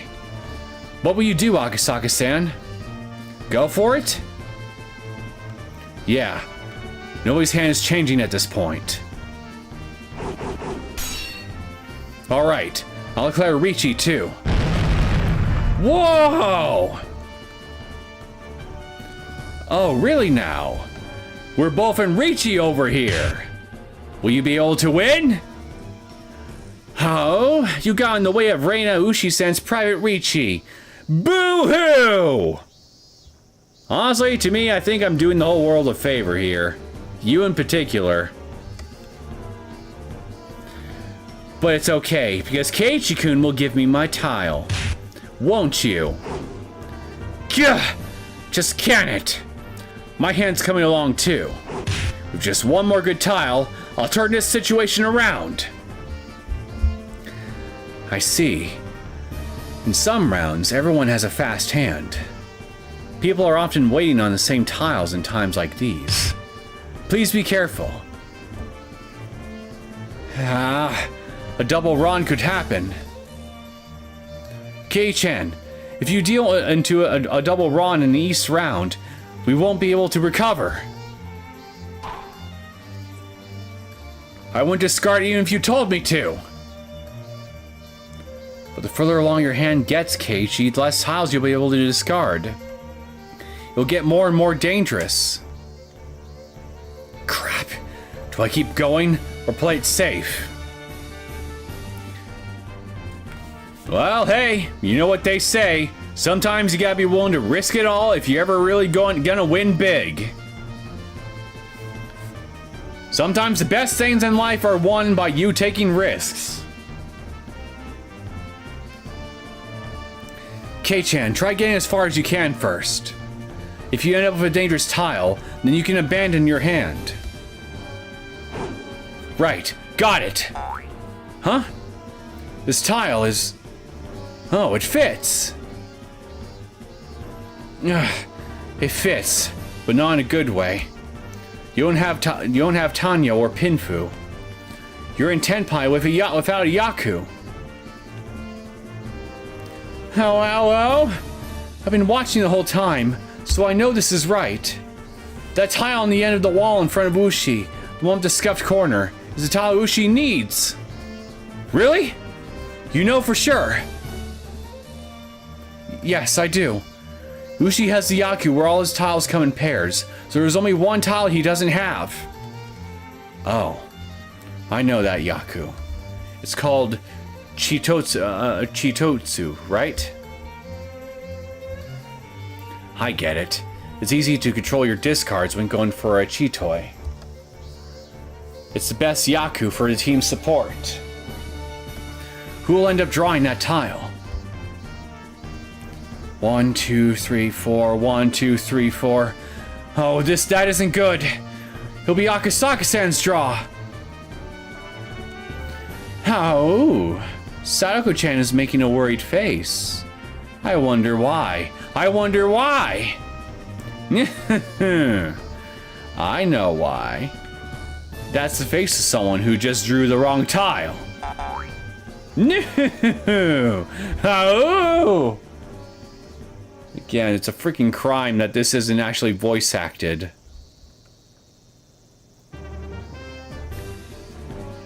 Rika-chan. Will Kei-chan's unneeded tile pass?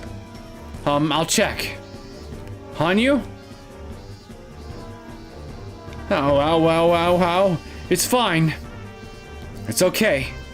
This time I know it. She says this time it's for sure. Alright. Kei-chan, discard it and declare Richi. Hey, wait. If I do that, I'll have to discard whatever I draw. You're not gonna ask Rika who she means by she? Okay. Since both our enemies are in Richi, I won't be able to avoid it. My defenses will be down. I get it. That's an option too. Akasaka-san, are you alright with that? It was a good hand, but if the enemy's sure to draw their winning tile, we don't have a choice. Please do it. Alright, Kei-chan. Time to Richi. Damn. Don't blame me for what happens. If this passes... Richi!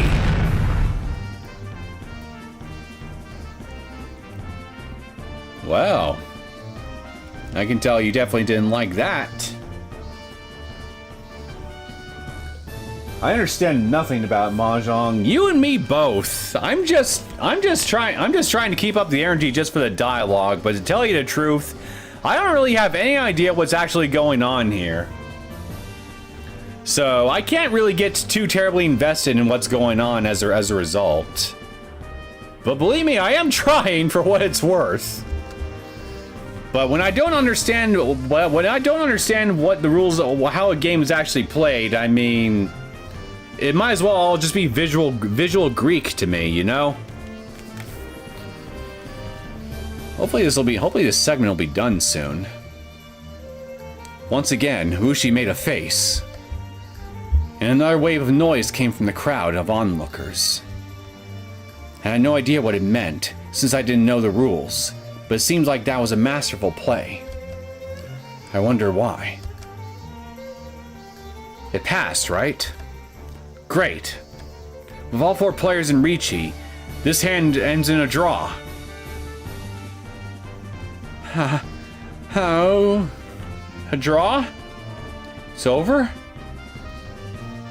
Oh, ho, ho, ho. Now, Reina-san, if you wouldn't mind showing us your hand. Reina revealed her hand. Another loud stir rippled through the crowd. From the reaction, I guess she had a fairly high value Yaku. Mion never ceased to impress. She knew that we had a poor chance at winning, so she forced a draw. Ugh, so close.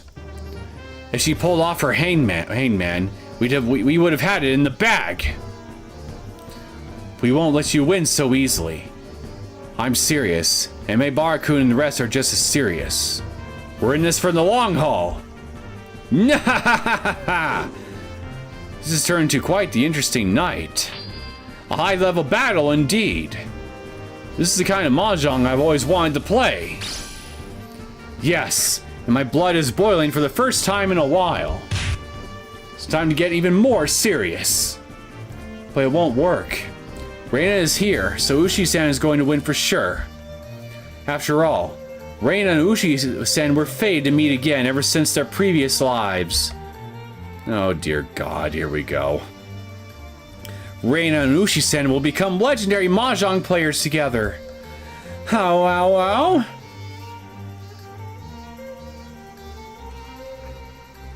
You fell in love with Tomotaki-san, so you started using cameras. With Takano-san, you said you wanted to do your very own Watanagashi. And for Ushi-san, you learned about mahjong. You just fly headlong into everything, don't you? How? Reina would do anything for the person she loves. This is where we settle things. How? I think I'll cheat that. I'm taking it home with me. Heh, I'm not letting you. I'm pawning that. Give it to me! Great. And I'll use the chance to Richi. Now, if Keiichi-kun deals in, I'll have Richi Ipatsu Pinfu Tanyo.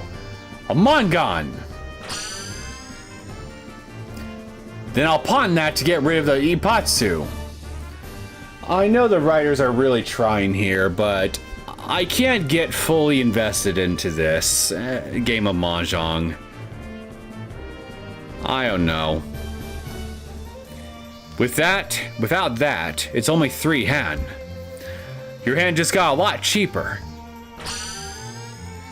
And Reina will pawn the tile Ushi-san discarded. And now here's one for you, Ushi-san. I'll con that. Make or break time.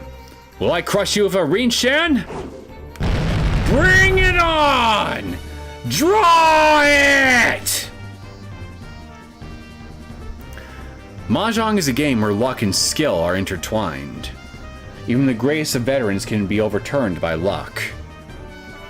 But the game is too deep for amateurs to win with just luck alone. Those who won in the end were only those who with enough passion to create their own luck. Bring it to me now! Or yeah! Please, God in heaven, let Ushi-san draw what he needs! How?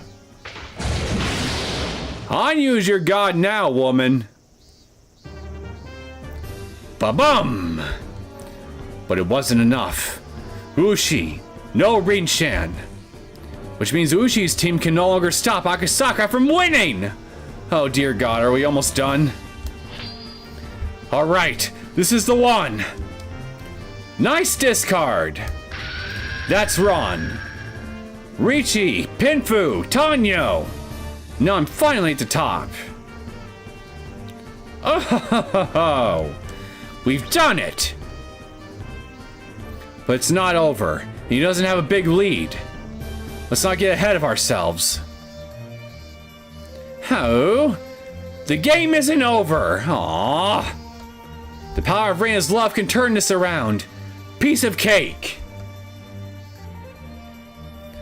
The match seemed unthinkably intense from the position of an aisle spectator. Speak for yourself. but Reina still truly impressed me. We all knew a bit about the rules of Mahjong from when it came up during club, but she shouldn't have been strong enough to sit at the same table as Ushi and his group.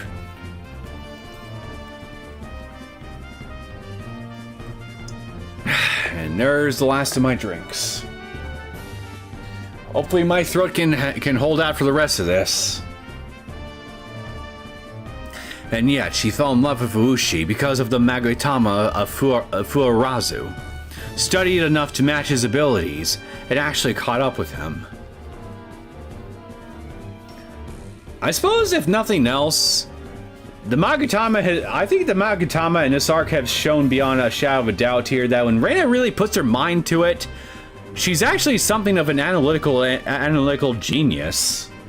To be able to get up to this level, the level of a game that, you know, to be fair, I don't understand, in such a short amount of time just by reading a bunch of manga based around it, which is a very unreliable way to learn how to play a game of this nature, I'm sure, in of itself.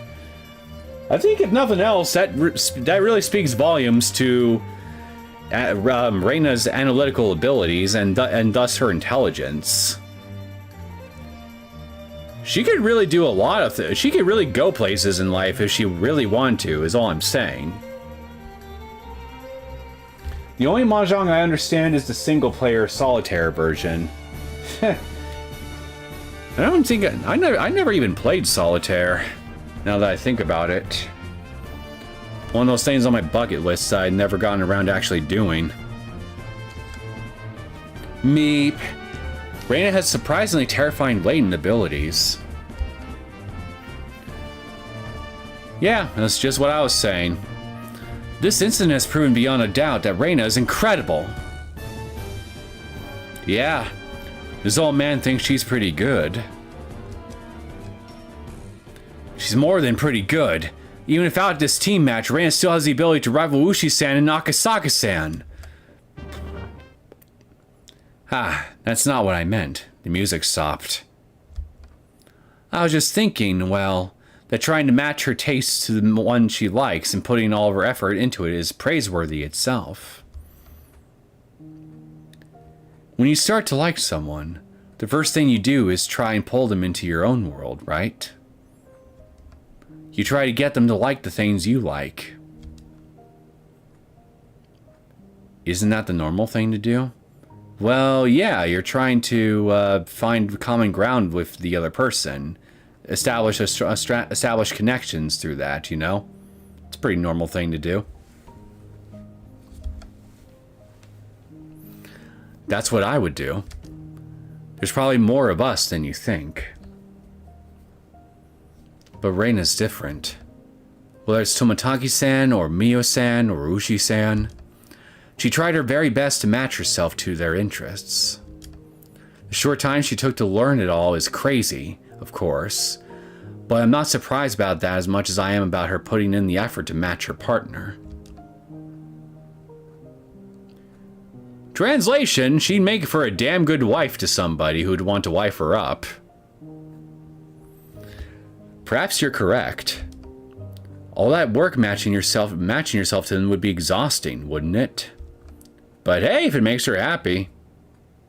You know, White Magatama aside. Right? Maybe pulling someone into your own world means tiring them out. So if you were a good couple from the start, you'd have to step into the other's world to an extent. But not many people try to meet them halfway without being asked. Everyone else tries to make the other person step into their own footprint, but don't make the effort to step into the others. Now, ain't that the damn truth? For some reason, Mion's uncharacteristic musing hurt a little. I understand what you mean. I think I always pulled others in and never tried to step into their world. That probably goes for Sadako too. And me. By the way, you never let anyone who asked into the club. but you actually approached Keiichi yourself, didn't you? Huh? Did I? Well, there were no ulterior motives there. This old man doesn't know what you mean. Interesting. Love at first sight? If there was anything this incident had taught me, it was that Reina would be a great wife in the future. Read my mind yet again. Which means we have to settle this match as soon as we can and get Reina back into her right mind. Yes, we do. All day I've been thinking of Reina-san as a funny person. But she's not funny at all. In fact, we should be learning from her. You can learn from funny people. Hey, would you old ladies in the crowd quit trading gossip? More importantly, check to see whether this one will pass. Aye, aye, sir. How? How? If it's the right one, it will hurt. Oh, this one is Uchi-san's. Here you go.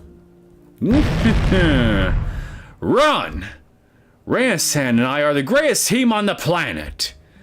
Boy, if only you had been born 20 years earlier. Oh, our age difference doesn't mean anything. I can hear a lot of people over the horizon screaming murder over this. Uchi-san and Reina, the greatest team. How? Keiichi. We all know how good a person Reina really is. Let's end this farce. Yeah. I don't know what kind of love she'll have or what kind of person she'll marry. But that's for Reina to decide. She doesn't need any creepy magic to help her out. Hanyu mumbled in protest, but I ignored her. Poor Hanyu. Some might want to borrow that magic strength, but others would create their own destiny while relying on another's power. Reina was obviously the latter sort. Well, there is no former or latter. Everyone wants to create their own destiny with their own strength. When you start thinking that some people can do that but others can't, it's like admitting to yourself that you're one of the ones who can't do it. Reina's force of will seemed divine. She laughed in such a vulgar way, but she looked noble. I lived 100 years, but I didn't think I could come anywhere near the lesson Reina, who hasn't even lived half that time, had made me learn. That broad smile of Reina's was only for the person she had truly decided on.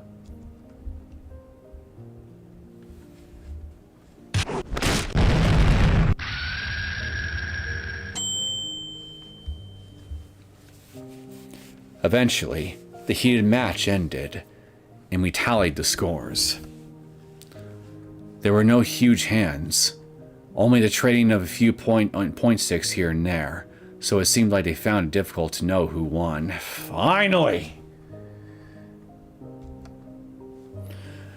Uchi and Reina both seemed like they'd won to a certain extent. Keiichi was certain to be dead last, but he did a good job giving Akasaka support.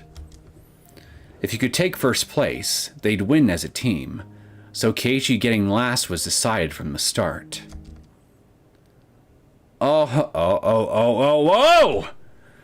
We did it! Akasaka-san is first place! Yeah! Phew! Looks like all the point sticks from the four-way Riichi did a lot. Oh, we lost. No. We may have lost the match, but we were in a dominant position from beginning to end. In a normal Mahjong game, we would have won by a landslide. Well, really, winning or losing doesn't matter. We got to play some truly excellent mahjong. Ryugu-san, you're very good at getting your partner fired up. At making mahjong fun.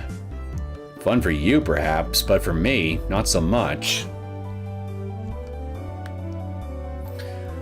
But I can say I'm alright with you coming here by yourself so late. If you're going to come here, please do it once you're an adult, alright? Oh. Okay. We won the game, but I feel like we've lost something else. We'll chalk it up to Reina being amazing.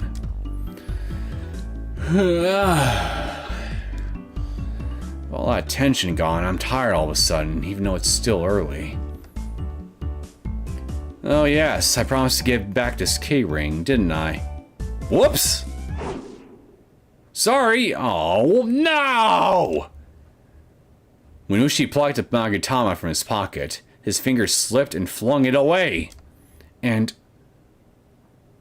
oh no. Why did Keiichi have to choose that exact moment to yawn?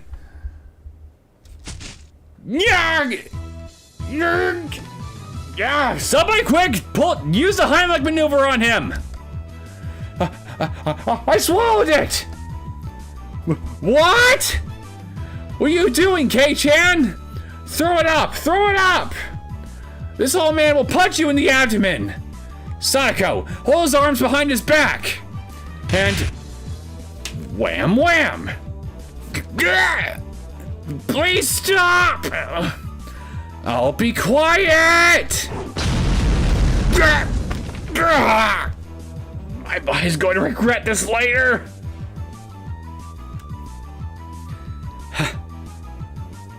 Hanyu, does this mean we're too late?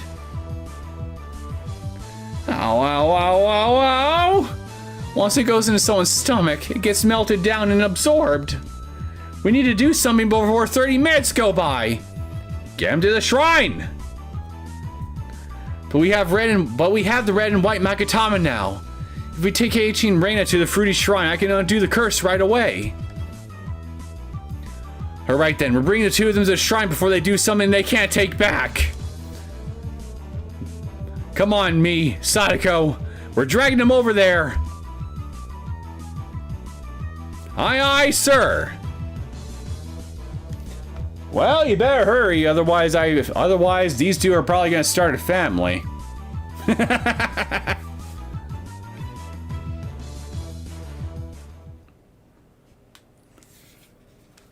According to Hanyu, the Magatama of Furuwazu won't take effect until after a short period of time. By the time we peeled Reina away from Ushi and took her out of the mahjong parlor, she'd suddenly gone back to her normal self. But we couldn't waste time, because if we did that, she'd start getting cozy with Keiichi. We got on our bikes and rushed to the shrine.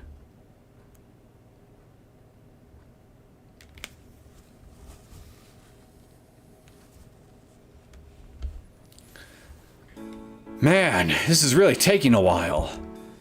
It was just about dinner time, and now this old man is starving. But it's good that we settled everything safely. Though it may be rude to Reina of me to say, today was rather fun.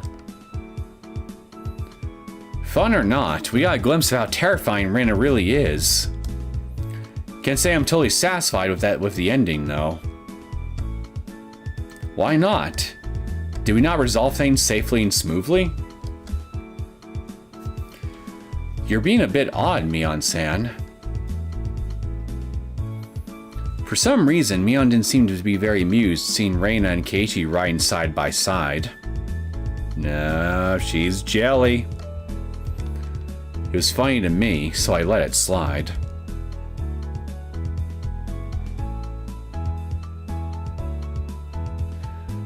Alright, Reina, Keiichi, once you clean your hands, you two have to pray. And keep praying until I say it's okay. Got it.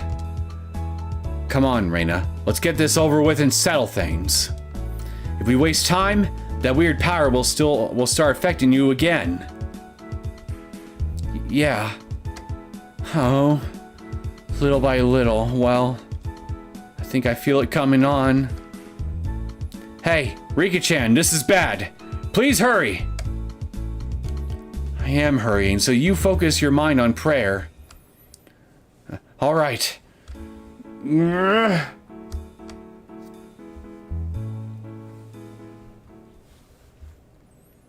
Hey, Keiichi-kun. What? Back there, when you... saved me. Thanks. Do I look like I'd abandoned a friend? There's no need to thank me. Okay. Things you said to me back then, well, I was kind of happy. Kind of. When you said you'd rescue me. That by itself, even though my mind was all fuzzy, I'd heard it loud and clear. It made me happy. I didn't mean anything special by it. Well, it just seemed like the right thing to say at the time, and I mean, it's pretty cliche. Life itself is a cliche. Keiichi-kun, you want to get the Magatama out of your stomach as soon as you can, right? That's a dumb question. I don't want to have some weird thing stuck in there forever. Right. It would bother you if, well, someone like Reina started clinging to you. Hey, don't get me wrong here. I'm not in a rush because I hate you or anything. I mean, when the power starts up again, you'll, start clinging to me, right? I mean, I'm, a man too. So I wouldn't hate that, but... your emotions being toyed with. I don't think that's fair. Because that's not how you really feel, right? That love you have is for the person you actually fell in love with. It seems unfair, it's unfair to them if you let this weirdo mystical power directed at me. Yeah, you're right. Oh, but Keiichi-kun. Back when we were playing Mahjong, did you hear the others talk about how amazing it is that I match myself to my partner? Yeah, well, I guess. This isn't just me being humble, but everyone can put in the work to get someone they fall in love with to like them back if they want.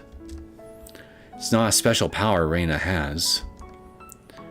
If the person you liked said they liked homemade cookies, Reina isn't the only one who would want to do her best to make some.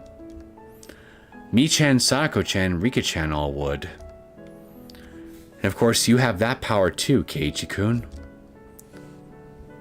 Is that how it works?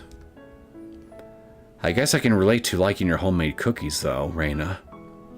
I really thought they were delicious when I ate them yesterday. Thanks. And Reina doesn't always match herself to her partner either. Sometimes, when she tries to pull them into her own world, she drags them in without thinking of the bother she's being. You mean with the treasure hunting? Well, at first I was pretty confused about that. I was surprised when I first learned a normal girl had a hobby like that. She is anything but normal, but that's not a criticism on her. But it ended up being a good memory for me. Yeah, it makes sense that it confused you. Because it's weird. Reina shouldn't bother inviting you out for that. If the other person doesn't seem like they'll enjoy it, it's probably better not to force them to come, yeah. There are a lot of guys out there who are too soft to say anything. Yeah, you're right. But don't get me wrong, I've always thought it was fun. After all, I promised that if tomorrow's club ends early, I'll go treasure hunting with you again. Yeah, you did. Yeah.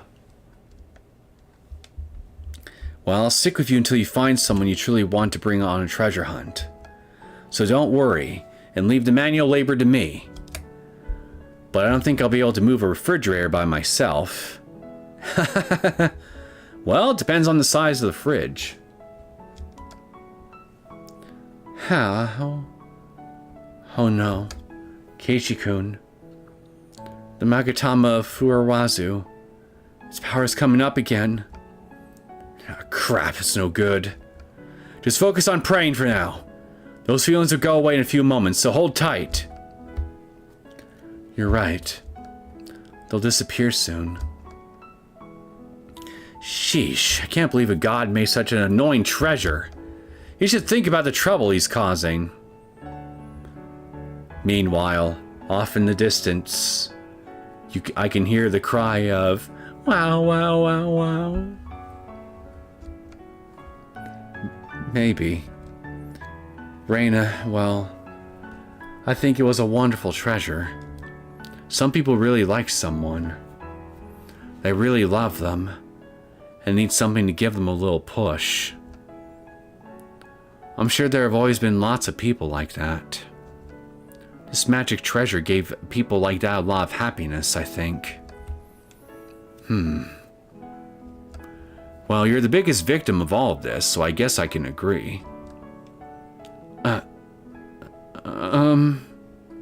How? No. No more. Hey, Rika-chan, again? Hurry! I am hurrying. I'm going as fast as I can. Keiichi-kun, this? It might not be how I really feel. It might be the Magatama's power, okay? Well, Ran Ryugu, she really loves you, Keiichi-kun. I just wanted to tell you that, since the magic is going away soon. Stupid. Don't let that power get the better of you. You want to be true to yourself, right? Yeah.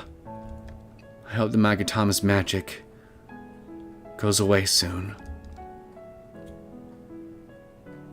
Because if it doesn't, then, no matter how brave my words are, they wouldn't tell you anything.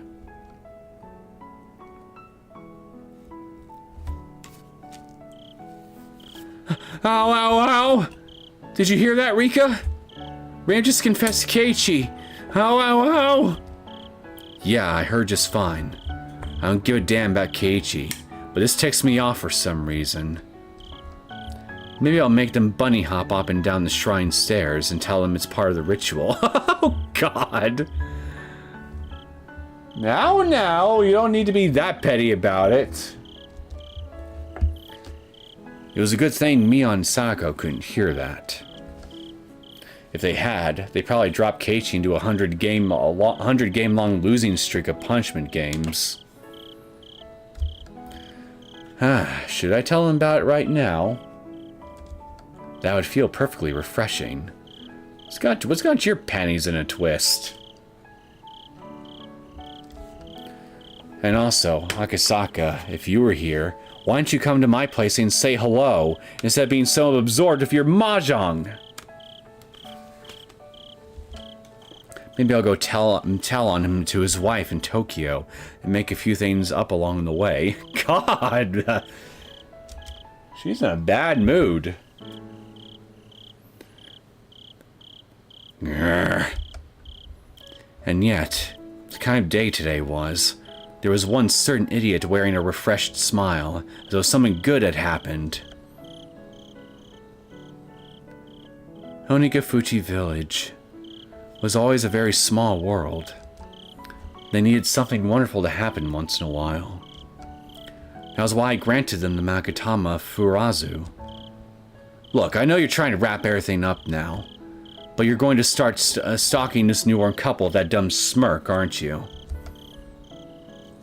That's a mean way to say it. If you've forgotten, I'm a god. That was very disrespectful. Well, you're a very disrespectful god. Ow, ow, ow. If I apologize for being disrespectful, I have to make a few offerings to put you back in a good mood, right? Those cream puffs I had asked Akasaka to bring back. Oh, how strange. I got powered up kimchi cream puffs, a red hot spiciness the likes of which this country has never tasted before, coming your way. Maybe they'll go well with bok choy. Those would go terribly together. Kimchi is for the grilled meat store. Cream puffs are for my refined and elegant breaks. It's the same with toilet cleaners. Don't mix them. It's dangerous.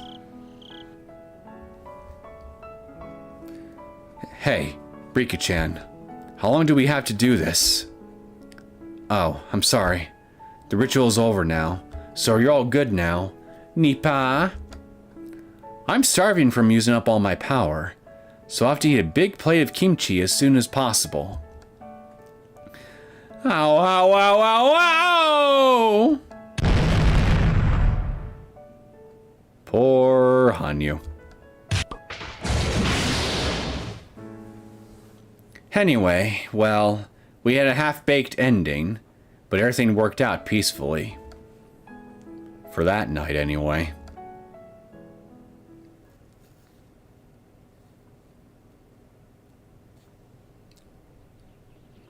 Okay, so what's happening the following day?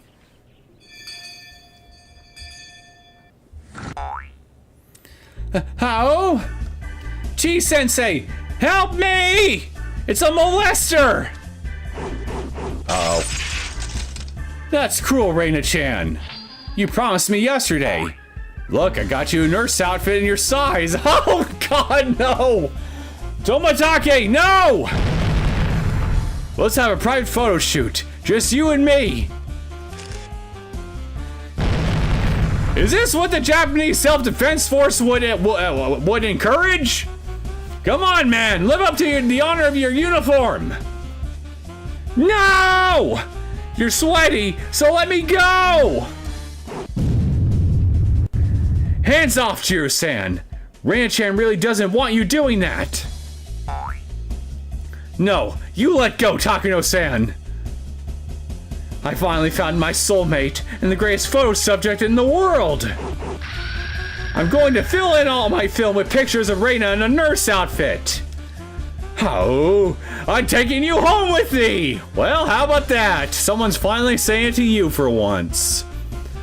Also, Tomatake, haven't you seen Takano in a bathing suit? She's got the goods. Reina doesn't. You'd be better off photo shooting Takano.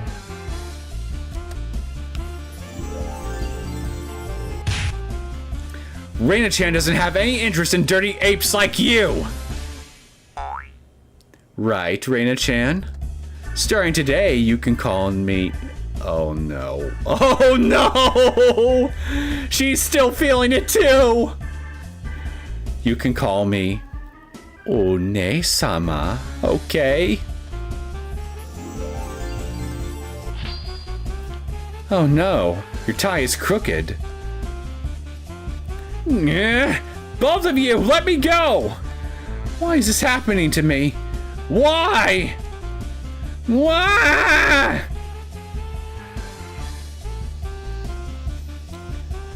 This isn't because of the Magatama, so I can't do anything else.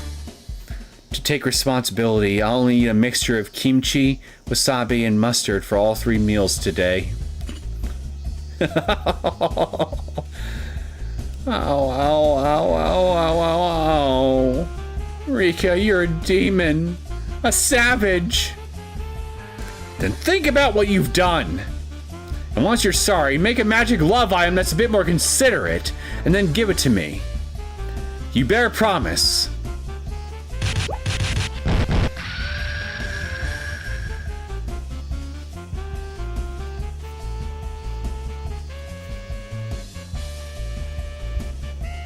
Well, how about that? Looks like I got this whole thing done in one shot. A new scenario has been unlocked. All cast review session has become available. To play it, select extra on the title menu and then pick all cast review session. Well, how about that? We got I didn't think we'd get an extra like this. Okay, let's check it out. Huh. Still, looks like it still kind of has the menu select options from the original version still in here.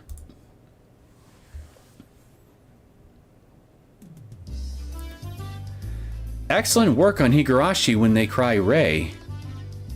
Wait, is this supposed to be when I complete all of it? Ba-bum-bump.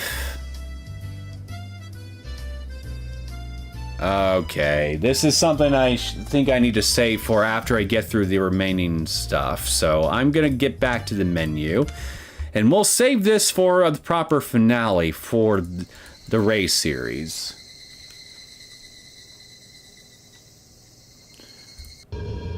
Well... Okay, so my thoughts on the PC version of Hirukowashi. Well, save for the extended solitaire match, I enjoyed it. It was pretty fun. I mean, I think I was pretty, I mean, it was pretty fun. Yeah, a pretty amusing scenario, all things considered. Definitely went in a few directions I didn't expect. So it was for the most part a nice little roller coaster ride from start to finish. Although when it comes to the fan service elements on that, it definitely doesn't reach the level of Hajisarashi, I feel. So this is definitely much more tame by comparison. So all in all, it's a pretty inoffensive, fun little side story. Don't really think I have much to say on it besides that, other than just, well, commenting about all the random hilarity that happened all along the way, which I pretty much already did. So I mean, I don't think I really need to repeat any of that here. I wish I had more to say on this, but I don't really think this is one of those arcs where there really is much I honestly can say. I mean, it's just something that that's clearly made for fun, so you don't really need to think about it too deeply. Just enjoy it for what it is. Take it or leave it.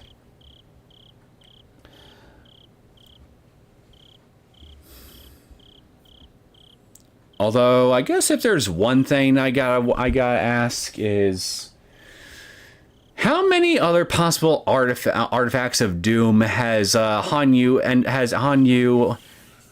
ended up creating or have some kind of role in the creation of that we have yet to learn about? Because we already got we already learned something. We already learned of the special fragment or whatever, and the. No, wait, no, that wasn't a treasure. Okay, so in Saikoroshi, we initially assumed that it was some kind of special treasure or something that was preventing Hanyu from getting into the world in which Rika found herself in, right?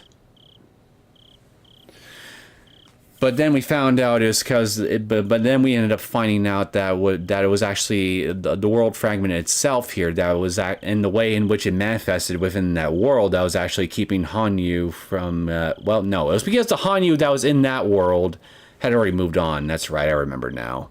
So that's why she couldn't go in there, because the Hanyu that would have occupied that world made it impossible by virtue of no longer being there. Thus not having an anchor of sorts for Hanyu to manifest herself in there. Okay, so that's not an example. Okay, so I guess Saikoroshi isn't an example of that I thought it was at first, but I think there is at least one other. But we have the blue crystal orb for sure. That is definitely something that exists, and then there is. Then there's the 8-branch sword, and then now we've got the Magatamas. Just what other relics did Hanyu has Hanyu had a hand in creating? I wonder, that we'll end up learning about before we finally get done with all the other stories of Higurashi. And what other crazy bullshit will they end up causing? I wonder.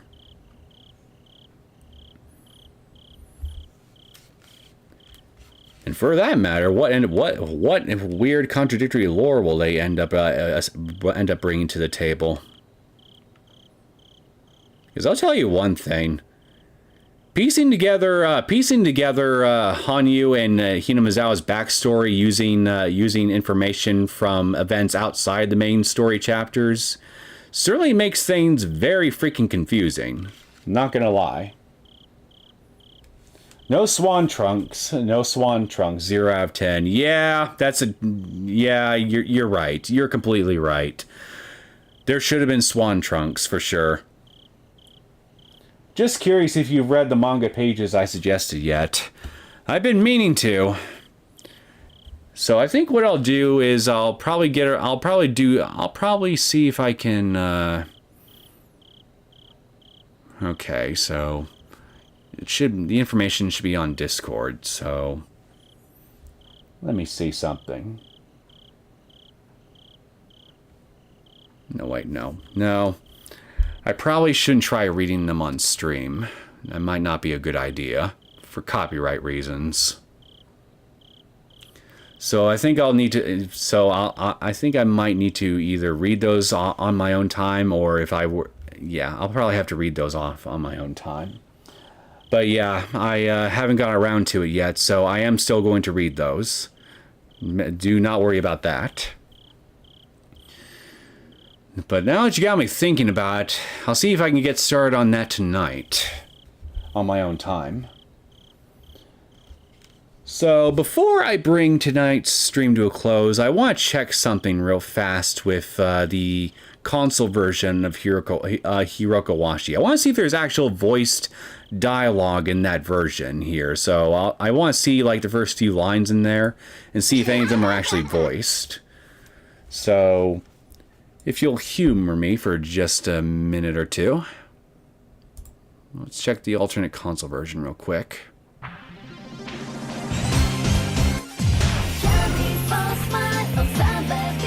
Huh, we got a different intro for this one.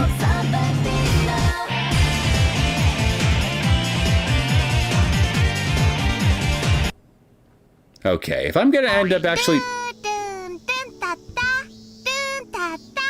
Well, how about that? I guess that answers that question. そのご機嫌具合から見て、例のダム現場にまた新しいゴミ山でもできたんだろ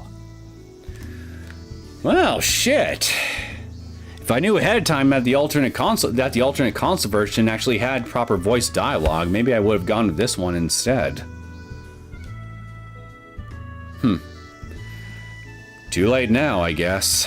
Unless everybody wants me to check out this version too later on. All right, that's one curiosity that's been satiated.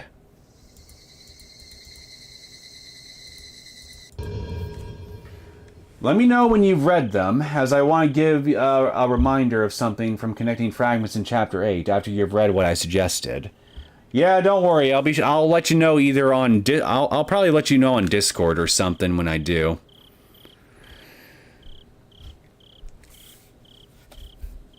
So yeah, here's what I'll do in the interim here. I'm going to make a poll on the community tab for the YouTube channel whenever I can get a minute, and I'm going to ask you guys if you want me to check out the alternate console version of Hirukowashi too, because if the console version is indeed significantly different in a lot of ways from the PC version to the point where it's almost a completely different arc, it might still be worth checking out. So, I think I probably might want to in that case if that's accurate. But if you guys would rather I just move on to Batsu Koishi here, then I'd be okay with doing that too. So I'm just gonna I'm gonna try to get some input for you guys on what you want me to do here with this extra arc.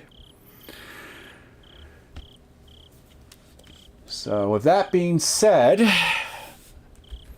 I am gonna go get ready for dinner. I'm gonna go wash myself up, and then retire for the rest of the night. So, yeah, save for the extended Mahjong segment for the arc, like I said, I definitely had a good time tonight. And tomorrow, I'm going to be continuing on with Noel, the Mortal Fate. So, any of you who might be tuning in for that here, I'm sure you're gonna have a fun time looking forward to that, because I certainly am. First episode did quite a lot here to hook me in, and I really want to see where the story goes from where I'm currently at. Other than that, that's all. That's pretty much the only other thing I've got planned here within the next day or two. And then I got to try to work on the next episode of Lamination International, which, by the way, quick little update on that. I have gotten raw footage for the next episode recorded now, and now I just got to try to make time to edit it when I can. And I'll let you guys know ahead of time. There is some risque content in this episode, so there's going to be 2 versions of it that I'll end up releasing. A YouTube-friendly version that'll be severely cut down, and an uncensored cut, which you'll only be able to get through the Discord server. So, those of you who want to see the uncensored cut, well, you're going to have to have the special role on the Discord server needed to access it, along with you verifying your age with Discord itself. And then from there, you should be good to go, once I have it completed. And I think that's everything for now. So I wish you all a very pleasant day or evening, or whatever part of the time of day that you happen to be in your part of the world. And I will see you all tomorrow for Noel, the Mortal Fate. Have a good day and take care, everybody. Good night.